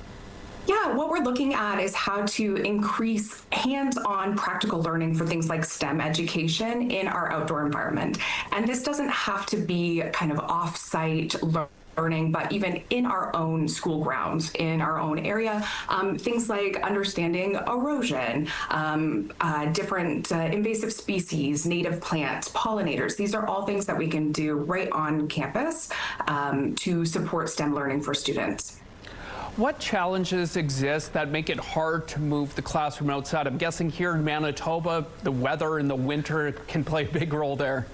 Absolutely. Taking students outside in February is a little bit different from taking students outside in May and June. And what the project is aiming to do is really address some of those barriers. So we want to talk to teachers. We know teachers are under a lot of competing demands. And so they might be asking, like, where can I safely take 25 students? How does this fit with the curriculum? How do I make sure this is accessible? And what can I do, like I said, in February versus what can I do in June? So we want to talk to teachers about what those barriers are and create some scaffolding in our school system to support teachers who are getting students outside.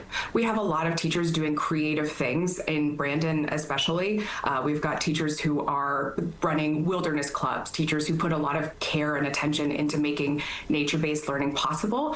But this is kind of off the side of their desks. It's hard to address this outside land-based learning with the demands and administrative components that teachers often face. So that's what the project's really about, is making sure that teachers have the best possible resources to get students outside and eliminate as many barriers as possible for it.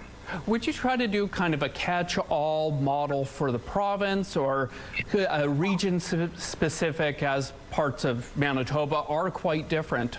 Yeah, absolutely. We're going to start the project in Western Manitoba, but the idea is we're going to be creating a website and an interactive kind of learning portal called the Manitoba Living Landscape, where this can spread across the province and provide teachers with different curriculum-based activities at different times of years in different places throughout the province. So when is the best time, for example, to look for pollywogs in a different area? What are the different activities that we can do when snowpack is really high? And so this would really be place-based education for teachers across Manitoba, but starting small in West Man. And finally, I understand you're looking at this from an Indigenous perspective as well. Can you touch on that a little bit? Absolutely. So we come from the framework of two-eyed seeing, and I'm really lucky that I get to work across BU. So I'm working with faculty members in education, I'm working with community partners at the Brandon Riverbank Discovery Center, and we're working with Indigenous knowledge holders to ensure that we've got two-eyed seeing within our activity activities that are aligned to curriculum. And two-eyed seeing means kind of using the best of Western knowledge and Indigenous knowledge. But we don't want to be, I'm going to say, mining Indigenous knowledge holders for activities in our schools, but rather how do we share knowledge and create a relational approach to learning with our students in Manitoba. Very interesting. Well, congratulations on this research, Jennifer Mateer. The next couple of years should be very interesting. Thanks for joining us. New data from Visa suggests consumers spent more in both Canadian host cities during this summer's FIFA World Cup. The credit card company says match day spending rose nearly 25% in Toronto and almost 13% in Vancouver. Both were compared with the same days a year ago. Toronto saw the largest game day increase in spending when Germany took on Ivory Coast on June 20th. Data previously released by payment processing company Moneris suggested Toronto saw a small boost in spending during the first few weeks of the tournament, but found it paled in comparison to spending during Taylor Swift's Eras Tour concerts in the city. Hello there, Kara Wagland in the SportsCenter newsroom with your must-see moment from Tuesday. And for it, we head to opening night of League's Cup. Cincinnati taking on Pachuca in the 18th minute. Evander takes one touch, unleashes a curling strike right into the net. A gorgeous finish from the Brazilian, freezing the keeper to the ground and drawing Cincinnati level in the match. They would go on to win, while Evander takes home your must-see moment from Tuesday. And coming up tonight on TSN, the Hlinka Gretzky Cup continues. Canada taking on Sweden. Coverage begins at 7 p.m. Eastern, 4 Pacific. That's all for now from SportsCenter. Have a great day.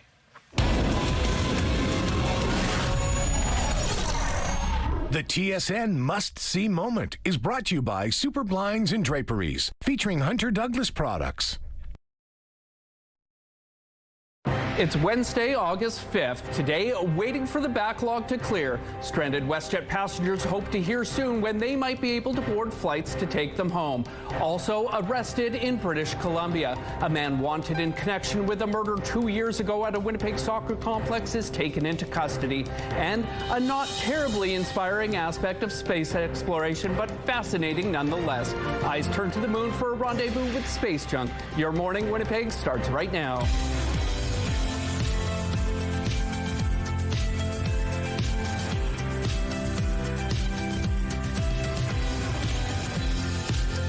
Good morning. I'm Daniel Halverson, joined by Tandy Vera on weather. Thanks for starting your day with us.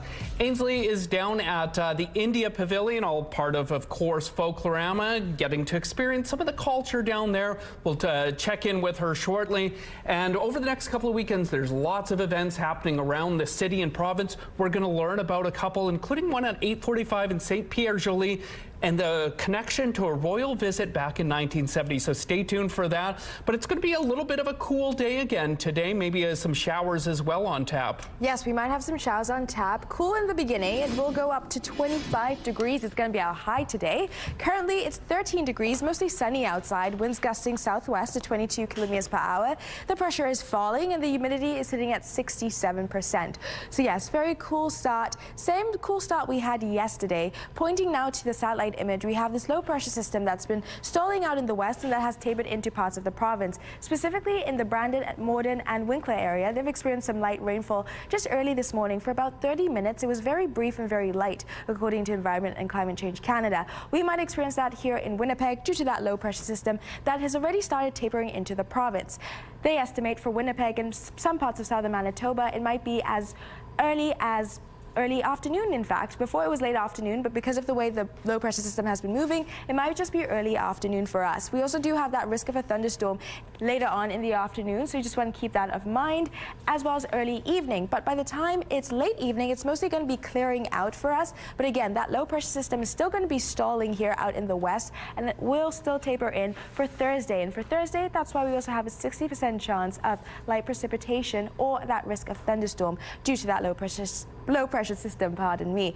But by Thursday evening, it's mostly going to be clear for us here in southern Manitoba. Some parts up in the north might experience some scattered precipitation, but for us, it's mostly going to be dry conditions. As I said, today, our high is 25 degrees. Tomorrow, it's going to ramp up to 28 degrees with that risk of rainfall. But the rest of the week, it's mostly going to be sunshine on the way. Looking at our beautiful weather art of the day from Anna, 9 years old. So funky and so cool. I love this, Anna. Keep the pictures coming. To submit your child's weather art of the day, visit our website, ctvnewswinnipeg.ca, and fill out out the form. Your art can be shown on Your Morning Winnipeg, and it'll also enter you into our monthly contest for a chance to win a $100 gift card from Crocodoodle on Keniston and Regent locations. The weather art of the day is brought to you by Crocodoodle Paint Your Own Pottery, now open on Regent and Keniston.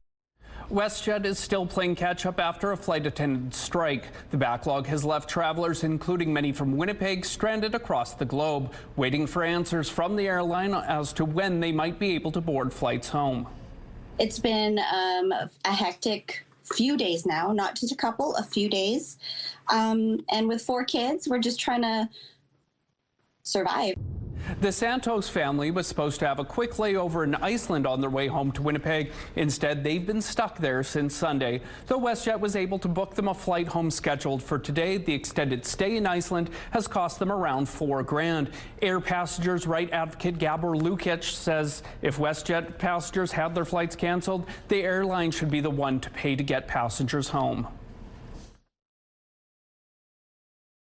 You are at liberty to buy yourself a ticket and then charge that ticket to WestJet, make them pay for it. If they don't pay it, then a judge will order them to pay it.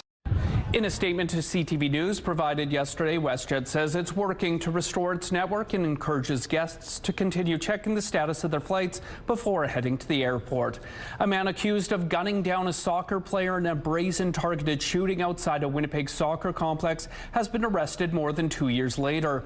Winnipeg police say 24-year-old Trezor Horenbeer was arrested in Langley, BC Thursday. He was turned over to local authorities Monday. He's charged with first-degree murder in connection to the fatal shooting of 22-year-old Mohammed Youssef Abdullahi in the parking lot of a soccer complex in July of 2024. Horenbeer was named the 4th most wanted fugitive in Canada last fall by the Be on the Lookout program, which put up several billboards seeking tips and offering a $100,000 reward. We reached out to the BOLO program to find out if the reward will be paid out. We're still awaiting a response. 2 other suspects were arrested in connection to the shooting last year. None of the charges have been tested in court.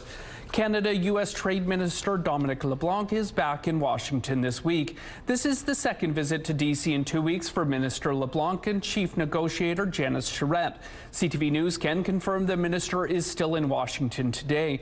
He's expected to meet with business leaders and key senators who may be able to help Canada in trade talks. The U.S. triggered a review of CUSMA last month, and our new round of 50% tariffs are also set to take effect on August 19th. A piece of an old SpaceX rocket is believed to have made contact with the moon this morning. The segment is about the size of a building. It was part of a Falcon 9 rocket that blasted off January last year. Impact was predicted to occur around 2:30 a.m. Eastern.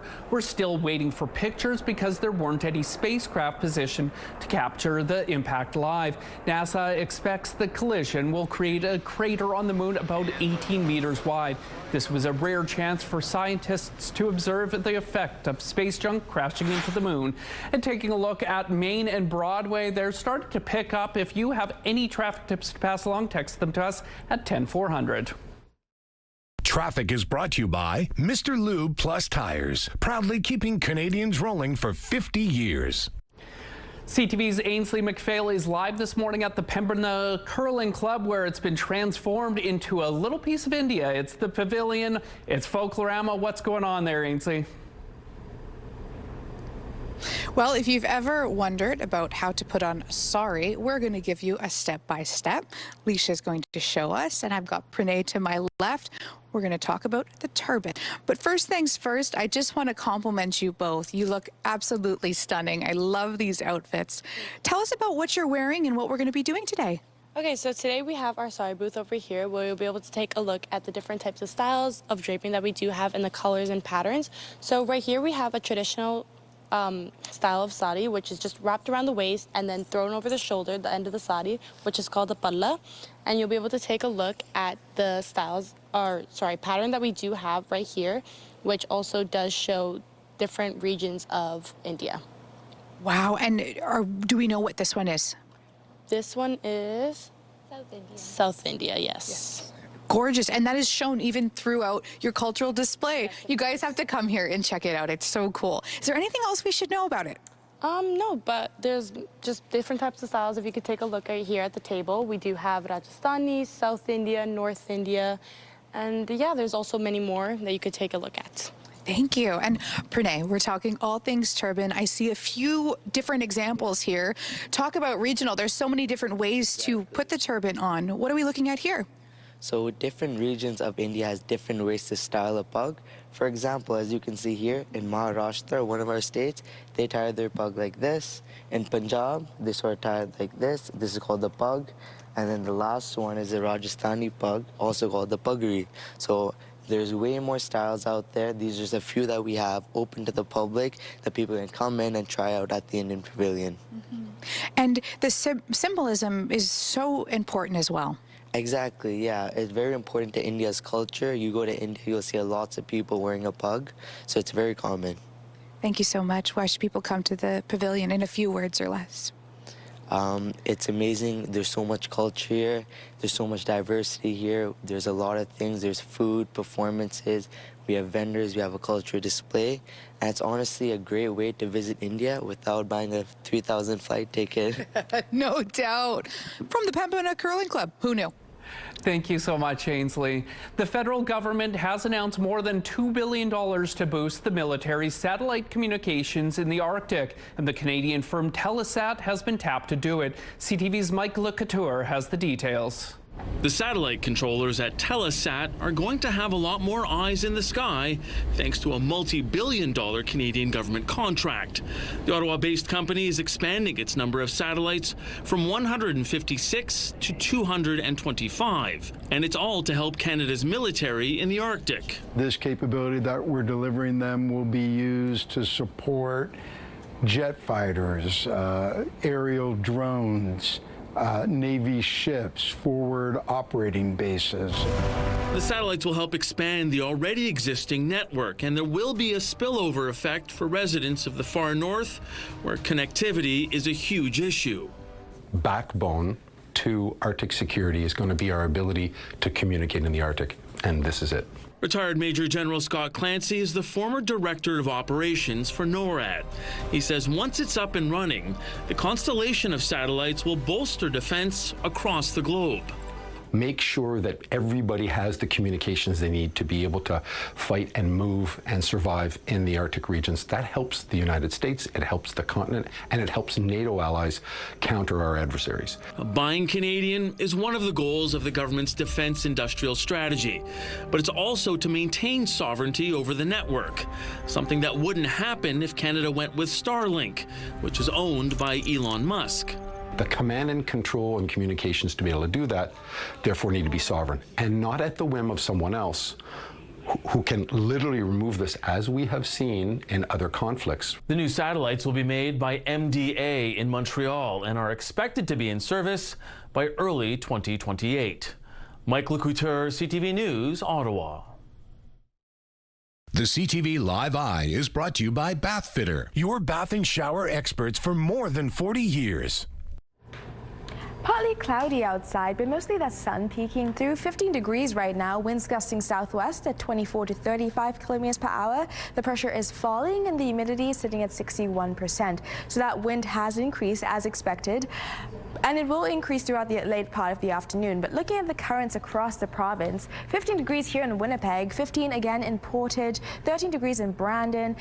We have Dauphin at 15 degrees and 13 degrees in Swan River. Gimli also at 15 degrees. So very cool temperatures to start of our morning. Churchill at 11 degrees, currently experiencing some fog out there. Thompson at 13 degrees, Lynn Lake 13 degrees, as well as Flin Flon at 14 degrees. Island Lake a bit higher than everyone else at 16 degrees. But for most of the province, we do have that very cool, chill start to the day. As I mentioned, this low pressure system has been forming and has tapered into parts of the province, and that's why this morning parts of Brandon, Morden and Winkler area experienced some very light rainfall, only for about 20 to 30 minutes, according to Environment and Climate Change Canada. But looking here in Winnipeg, by the time it's 2 p.m., it's going to be 24 degrees, winds gusting southwest at 30 kilometers per hour. It's going to be a mixture of sun and clouds, similar to what we had yesterday. However, getting into the late afternoon, about 5 p.m., we do have that 60% chance of light precipitation in the form of showers or maybe some light rainfall, according to Environment and Climate Change Canada, as well as that risk of a thunderstorm. So just keep that in mind. And parts of the early evening. But looking into our 7-day forecast, tomorrow a high of 28 degrees, so it's going to get really hot. But again, we also have that risk of a thunderstorm. But the rest of the week, it's going to be dry conditions with mostly sunshine days ahead with mid-average temperatures. We're taking a break right now, but don't go anywhere. We've got CTV Your Morning, Winnipeg on the other side.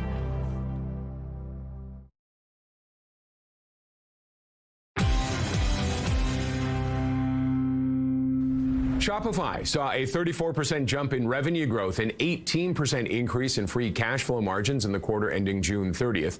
This was a monster quarter. More than 30% growth in GMV and revenue and gross profit and free cash flow, said Harley Finkelstein, president of Shopify. We power every kind of business, and with AI, we're expanding what's possible for all of them. Shares of SpaceX slumping more than 10% pre-market to about 111 this morning, even after the rocket company reported a 92% surge in quarterly revenue. Investors were spooked by the company's $18.4 billion spending in capital expenditures in the second quarter alone, compared to the $2.8 billion in the prior year. The Canadian company at the center of a Bitcoin hack has warned that artificial intelligence failed to detect the software flaw that was exploited to steal users' funds, now estimated at $130 million. A quarter of that was in Canada. CoinKite, whose affected cold card wallets were drained late last week, said the vulnerability the hackers discovered is a warning for every company building Bitcoin hardware and software, not only us. Firms using AI to monitor security-critical code should undertake immediate reviews, CoinKite said in a blog post on its website. Those are your morning business headlines. For BNN Bloomberg, I'm Roger Peterson. A community event celebrating Winnipeg's 11 North End neighborhoods returns in less than 2 weeks. It's called Picnic at the Park, or Picnic in the Park rather, and it draws around 3,000 guests each year. It's happening on August 15th at St. John's Park, and joining us now with the details is Megan Vickers from the North End Community Renewal Corps. Thanks for being here, Megan. Thank you for having me. Let's jump right into it. Tell us a little bit about Picnic in the Park. So Picnic in the Park has been happening. This is our 26th anniversary. So we've been having this for a long time now. We partner with a lot of organizations. We're a nonprofit, so we partner with other organizations. It's a free family event. So we have bouncy houses, free lunch. We want to make it as accessible as possible for the community. Now, you've partnered with another festival for the second straight year. Lots of local acts taking the stage. What are you excited about seeing? Oh, this is our second year now with the Sackaway Festival. So they bring in local Indigenous artists and highlight them, let them have a spotlight to show off their talents. We're really excited this year. We have local Indigenous artists, 2 of them, and then we also have, which we've never had, is a mariachi band. So that's a total new one for us this year. We're super excited. This is the 26th year, you've mentioned that, of Picnic in the Park. What keeps people coming back year after year? 3,000 people showing up to celebrate North End Winnipeg. What keeps people coming back? It's honestly community. They always look forward to it. Every year they ask us, when is it happening, what year, so they can book it off and make sure they have plans for it. It's special. It brings together community. Everyone looks forward to it. It showcases community pride, reconciliation, and just gives everyone the opportunity to come together. It's very accessible space, so it's free for everybody. It's open to everybody. It's fun. It's a big family event. Anything for kids in the summer, you know, especially mid-August. Parents are running out of ideas. You mentioned you're a mother yourself. Yes. To have a free day of fun for kids, what kind of reaction do you get? It's amazing because they come, honestly, it's almost like a break for the parents. So the kids come, there's bouncy houses, popcorn, cotton candy, there's live music for the parents, you can bring a chair, set up. It's just really nice. Everyone gets a good time. The kids get to play, parents get to hang out and also see what resources are in the community. Yeah, let's talk about some of those resources. What kind of organizations show up and what do they offer to folks? So we do partner with a lot of organizations, mostly based on the social, cultural, and economic renewal of the North End. So a lot of them, we offer housing supports, food security. We work with a lot of organizations that are just helping people where they are at, whether that be we're non-judgmental, and just providing the supports for people and accessibility. And to put that, you know, at a family-friendly event, it takes down those barriers as well. It's not as intimidating as maybe walking into an organization saying I need help. can kind of casually go up to a table. How do people react to that? Yeah, they love it. It's just an event. Like there's organizations. We also have a lot of residents associations, neighborhood associations there. So if people are like, oh, what's going on in the community? I'd like to connect with other residents. It's very community-led, community-driven. So we take what community says and we try to put that into our priorities, initiatives, and programs. Finally, before we go, let's run through those details one last time. When's Picnic in the Park happening and where? So it's August 15th in the afternoon from 1 to 5. We're going to have it at St. John's Park, just off of Main Street. And yeah, it's going to be awesome. Everyone is invited. It's a total free event. Awesome. Well, thank you so much for joining us this morning, Megan, and good luck on the 15th. Thank you. Thank you for having me. Very nice, cool start to the day. A little bit windy right now, so just keep that in mind when traveling about. It's 15 degrees, partly cloudy outside, mostly sunny, but mixture of that cloud coverage. Winds gusting southwest from 24 to 35 kilometers per hour. The pressure is falling and the humidity is sitting at 61%. So across the province, we're going to have this mixed bag of sun and cloud coverage. The same as we did yesterday. Not as cool as it was yesterday for some places, especially here in Winnipeg. Our high is going to be 25 degrees. In Brandon's going to be 23 degrees, and in the Portage area, it's also going to be 25 degrees. So quite warmer than what we had yesterday. I do want to note, Brandon, right now it is 13 degrees, mostly cloudy out there. They experienced some early rain showers later in the early part of the morning, but now it's cleared up. In Churchill, they're still experiencing some fog right now, according to Environment and Climate Change Canada. They're at 11 degrees right now, but across the province is this mixed bag of some sunshine or mostly cloudy skies for them. So that's what we have on tap for us. We still have that 60% chance of precipitation in the late afternoon without risk of a thunderstorm. So always have your raincoat, umbrella just in case, as Mother Nature can switch up at any moment. But again, very cool start to the day. It will heat up, and tomorrow it's going to heat up even more. Looking at our beautiful Skywatch pick of the day from Erica, just beautiful sunset taken out at Cross Lake. Please keep those pictures coming at Winnipeg Weather at ctv.ca. Weather is brought to you by Canadian Footwear, helping you find the perfect fit.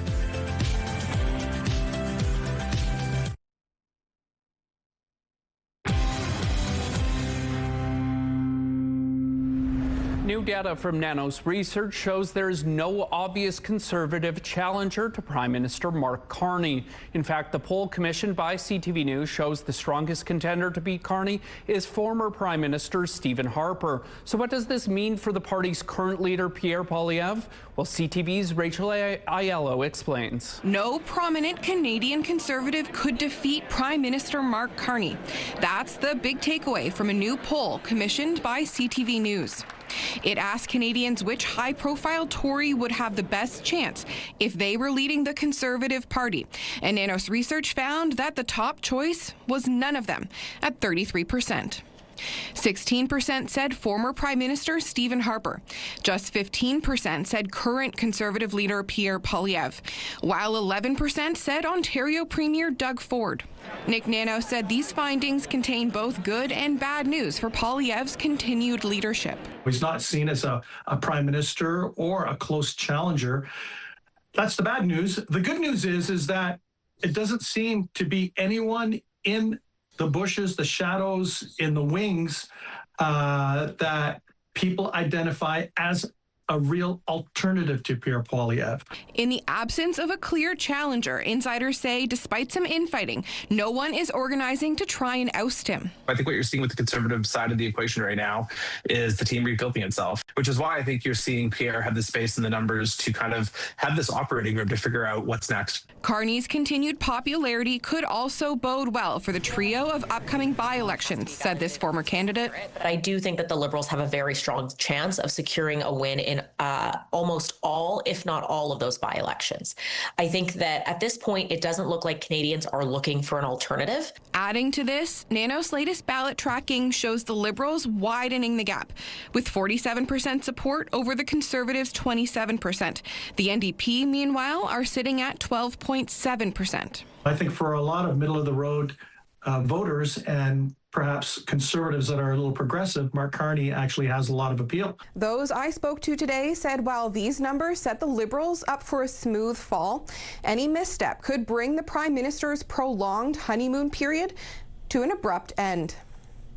Rachel Aiello, CTV News, Ottawa. An alarming discovery in the Atlantic Ocean off the coast of Massachusetts. It's a southern warm water species being caught on rod and reel off the beach on Cape Cod. That just doesn't happen. Two brothers fishing on a beach at night reeled in this 5-foot tiger shark, the kind of catch usually seen in the Caribbean. Scientists warn that the tropical species is showing up further north because of warmer waters caused by climate change.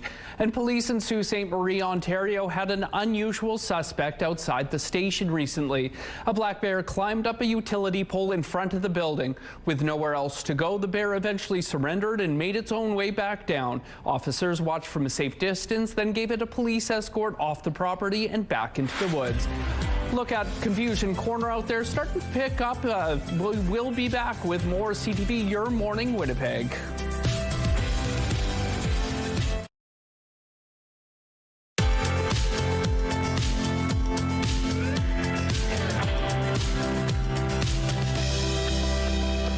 Tandy Vera is back with more weather, and you may want a sweater out there this morning. It's a little bit cool. It is a little cold. The wind has a bit of a bite to it. It's a bit cold, but it's still a nice, pleasant day with that sun peeking through. 15 degrees right now, partly cloudy outside. Winds gusting southwest at 24 to 35 kilometers per hour. The pressure is falling, and the humidity is sitting at 61%. So yes, cool start to the day. And as I mentioned before, we have this low pressure system that's been stalling out in the west, and that's tapered into parts of the province who've already experienced some light rainfall early this morning. Some parts of southern Manitoba, including the Brandon area, have experienced that, according to Environment and Climate Change Canada. But for Winnipeg today, what we have on tap, 25 degrees is going to be our high. Winds gusting southwest at 30 kilometers per hour. As I mentioned, we do have that 60% chance of precipitation in the form of light rain or showers, so keep that aware in the late afternoon and early evening time with a risk of a thunderstorm. As I mentioned, going into the evening time, 15 degrees is going to be our high. Winds gusting southwest at 30 kilometers per hour. Partly cloudy skies, but again, still with that chance of showers. It will clear up in the later part of the evening, according to Environment Climate Change Canada, but for the early part, we might experience those showers or that thunderstorm. There is that risk, but I do want to mention that Brandon already experienced that, but it was for a short period of time, so it could be just a short burst of showers or rain for about 20 to 30 minutes, just to keep in mind. And then for tomorrow, we're going to have a high of 28 degrees. Winds gusting southwest at 30 kilometers per hour. Again, we still have that risk of thunderstorms as well as some rain, but looking into the rest of the 5 days ahead, it's mostly dry conditions with sunshine on the way, with mid-average temperatures ranging from anything between 23 to 25 degrees for the rest of the week. The U.S. State Department has notified Congress it plans to close 5 foreign consulates, including the one here in Winnipeg. This is according to people who spoke to Reuters on condition of anonymity because the notice wasn't public. The consulate is located in the office tower at 201 Portage Avenue at the corner of Portage and Main.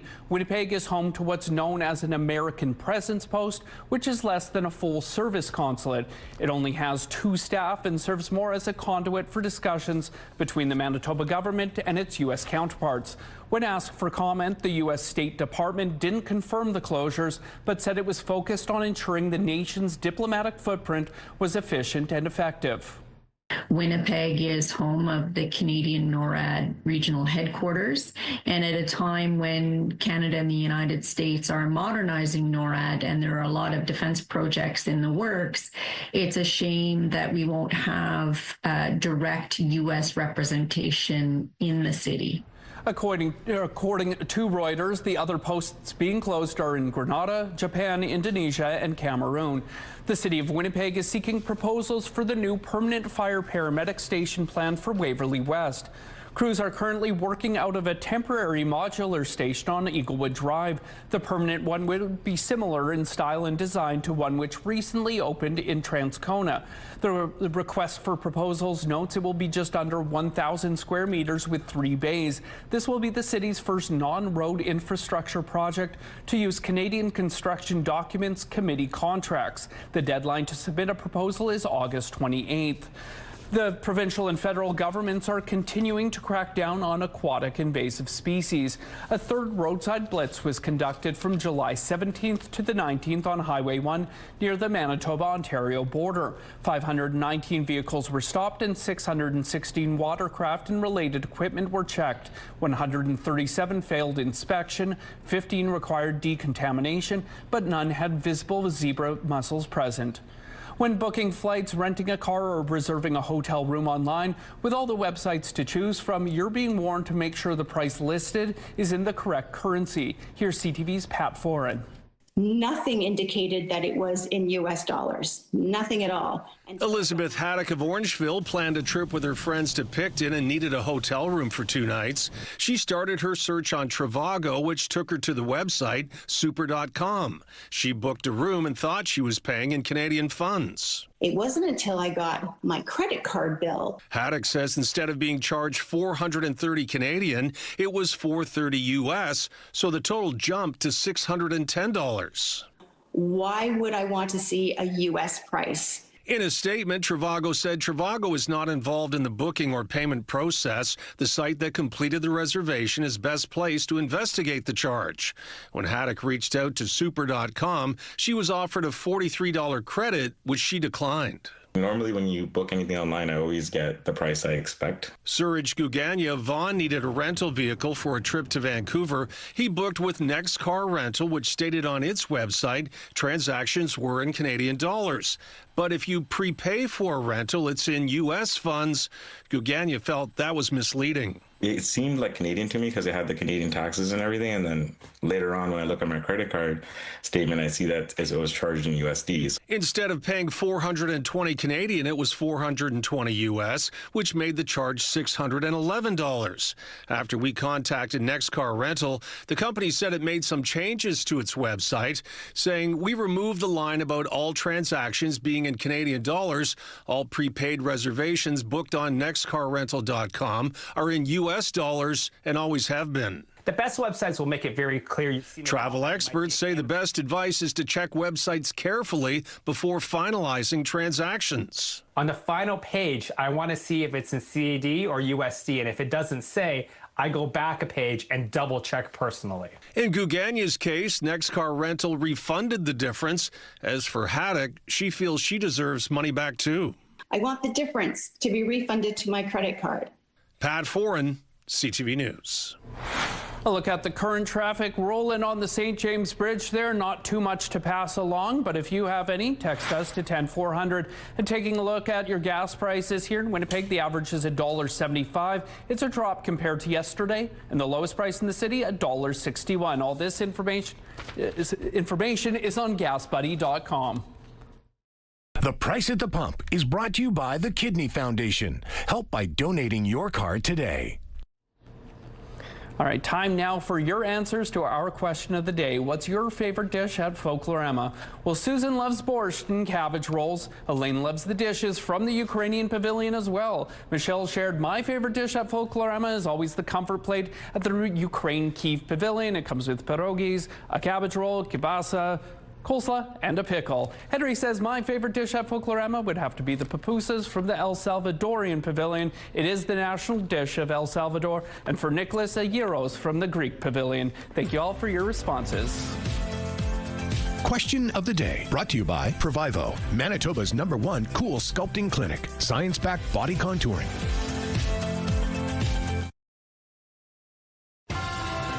Have a news tip? When you see news happening, let CTV News Winnipeg know. Text your tips, pictures, and videos to 10400. That's 10400. Message and data rates may apply. We're joined now by Tandy Vera up on the rooftop. A little bit of sunshine, but cool temperatures to start this Wednesday. Yes, very cool temperatures. It's slowly heating up, slowly but surely, but still very cool, and that's because of the wind chill that we're feeling. It has a bit of a bite to it, not as intense as what we're usually used to, but still a little bit of intensity. It's 15 degrees right now, partly cloudy outside, but the sun is peeking through beautifully. Winds gusting southwest at 24 to 35 kilometers per hour. The pressure is falling, and the humidity humidity is sitting at 61%. Across the province, we're going to have this mixed bag of sunshine and cloud coverage. It's going to be a nice, beautiful day to go out, enjoy a walk, but there is that risk of precipitation for all parts of the province today, according to Environment and Climate Change Canada. Due to that low pressure system coming in from the west, that's tapered into parts of the province. In fact, Brandon, Morden, and Winkler area have already experienced some light rainfall this morning. That's to be expected for us here in Winnipeg in the later part of the afternoon with that risk of a thunderstorm. So just keep that in mind when planning out your day and traveling about. But right now, Churchill, 11 degrees. They're experiencing some fog this morning. Besides that, everywhere else, it's mostly the mix of sun and clouds with these winds increasing, and they'll increase throughout the afternoon. So just keep that of note when traveling about. But besides that, great day to go out and maybe check out a Folklorama Pavilion and just support here the Winnipeg people, because it's a beautiful day to go enjoy the weather. And speaking of Folklorama, Ainsley McPhail's been at the India Pavilion all morning long. What are you up to now, Ainsley? We're just going to invite you. We're going to tell you all the reasons why you should come, as if those samosas on the table weren't enough. Amit is joining us to tell us exactly why. First things first, actually, that comes to mind for me is the history. 60 years of the association. Is this one of the longest standing organizations in the world? Yes, it's actually one of the longest running associations which is non-religious within North America. We started in 1965. This is our 61st year here in Manitoba, and we are promoting heritage and culture of Indian ethnicity here. And you know what, Folklorama gives us this opportunity to promote this. We try to bring in more cultural displays so people can come and experience. People who can't travel to India to experience that, they can come and visit our pavilion, can experience the culture, can experience some of the displays we have, and try to learn about the country and the culture we got. Over on the other side, we do have some vendors. So these are small business people who sells goods and products. They ship it in from India, and they get this Folklorama actually creates an avenue for them to promote their product, and it gives us an opportunity to promote our heritage and culture within Canada. Even the food, too. You were saying that you bring in the beverages from India. Yes, we do. Actually, especially for Folklorama, we bring in some alcoholic beverages from India. We actually do some mango lassi. I think you tried. We did all that here. These are some ethnic drinks, food drinks out from India, and we have that all available at Folklorama at our pavilion. I can't have a segment with you and not ask about the performances, because that's why people come to. Performance is one of the most important thing. We spend, our entertainment committees, they spend months preparing for it. Generally, we over the last couple of years, we have seen a huge influx of a lot of the groups coming in. This year, we have 44 groups within 161 performances we're going to have, and they have been working on it for months, preparing for this one particular week. Well, just in time for my birthday in April. I'm going to tell them they're coming to my party. I hope you come to their party at Folklorama this week. This morning, we're remembering and honoring an icon in Canadian journalism. Former CTV News chief anchor Lloyd Robertson has died at the age of 92. And that's the kind of day it's been. I'm Lloyd Robertson. For all of us here at CTV News, good night. What is there left to say but thank you to everybody. Robertson's broadcasting career started in 1952 at a local radio station in his hometown of Stratford, Ontario. His television career began right here in Winnipeg. He made his national debut in 1956 with the CBC before moving to CTV National News in 1976. His trusted voice echoed through homes for more than 6 decades.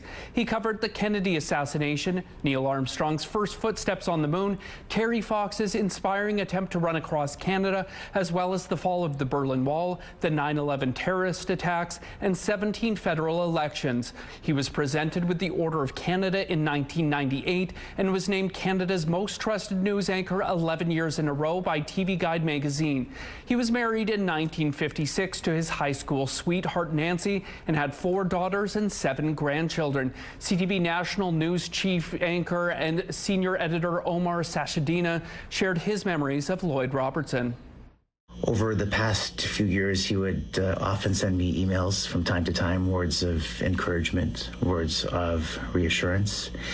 And he would also at times give me constructive criticism, which I would always welcome because he is the master after all. We will miss him. We will miss him enormously. Former chief news anchor and senior editor of CTV National News, Lisa Laflamme, who sat in the chair after Lloyd retired in 2011, had this to say about Lloyd's death. She shared her grief and condolences on social media, writing, quote, "Canada has lost a broadcast legend. I have lost a teacher, a trusted friend, and someone who helped shape both my career and my life." A community festival that traces its roots back to a 1970 royal visit by Queen Elizabeth II is happening this weekend in St. Pierre-Jolie. The Frog Follies and Agricultural Fair is back with plenty of live entertainment, community spirit, and the famous National Frog Jumping Championships. Roxanne Gagne, the fair's programming director, joins us now. Thanks so much for making time for us, Roxanne. No problem. It's great to be here this morning. First off, take us back 56 years and tell us about this royal connection and how the fair came to be.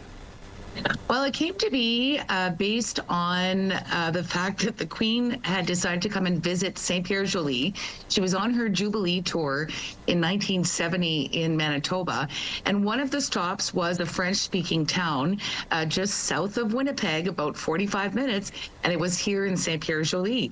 And so to play around a little bit with the moniker that French people had in the day, and we still kind of carry it around now as French frogs, they decided to do something fun with it. I wasn't born yet, by the way, 56 years ago, but that's how the frog jumping competition came to be. It was to impress the Queen. All right, we got to talk about that. How does the competition work? So essentially, back in the day, a long time ago, what we used to do was we used to go and have frog catching. Well, now we have a professional frog catcher that we hire every year who the night before the frog jumping competitions will go out and pick the prime frogs from the ditches around St. Pierre-Jolie and Otterburn.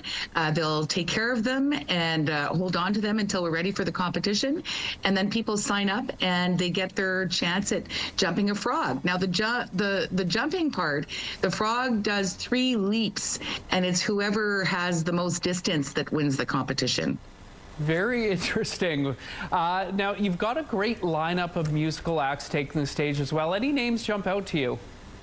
Oh my God, it's fantastic this year, really. I've got to say that we've really smashed it out of the park with our performances because it reflects the diversity of our community today, which is fantastic. So we've got a lot of Francophone artists, obviously, but we've also got the band Zrada, who is a Ukrainian psychedelic folk something, and they're just a ton of fun. They've played at Folk Festival and different places, so we're really looking forward to having Zrada out. We've got the Barn Boys that are headlining on Friday night, Fleetwood Mac cover band on Saturday called Dreams and Rumors. We've got a Shania Twain cover on Sunday. Al Simmons is in town this weekend.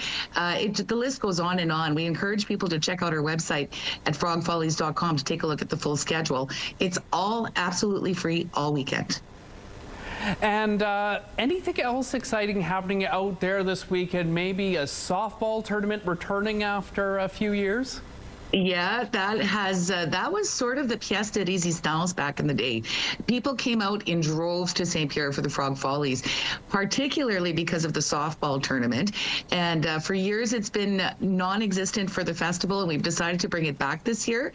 So we've got a local community organization, Rat River Baseball Association. They're the ones who are putting on the tournament, and we were sold out within a couple of weeks. We have 8 teams this year, and seeing as it's a return turn. We really wanted to see how things are going to go. But if it's a success, next year is going to be bigger and better. Awesome. Well, Frog Follies and Agriculture Fair is happening in St. Pierre-Joli Thursday to Sunday. Thank you so much, Roxanne, and best of luck. Thank you. It's my pleasure. Have a great day. And we have great weather on for us this weekend to go out and head out. 15 degrees right now, partly cloudy outside. Winds gusting southwest to 24 to 35 kilometers per hour. The pressure is falling and the humidity is sitting at 61%. So yes, looking at our satellite image today, we have this low pressure system that's been forming out in the west. It's tapered into parts of the province, specifically, in the Brandon and Winkler area. They experienced some early morning showers this morning. We might have that on tap for us here in Winnipeg, but for most of southern Manitoba, we do have that experience coming for us. According to Environment Canada, a 60% chance of that. And looking into our 7-day forecast, today our high is going to be 25 degrees, so quite warm compared to what we had yesterday. Our seasonal average is 26, so just 1 degree shy from that. Tomorrow it's going to be at 28 degrees. It's going to be our high, but again, we still have that risk of thunderstorms tomorrow afternoon. But the rest of the week, it's going to be sunshine and mid-average temperatures with dry weather. So if you want to go out this weekend, it'd be a great time to do it. We're taking a break right now, but we'll be back with more CTV Your Morning Winnipeg.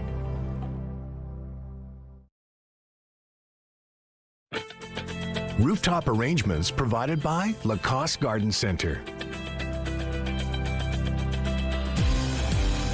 Salon services provided by Essentique Spa Salon. All right, let's kick things off with a surprise fit for a 4-year-old relationship. I'm literally so confused.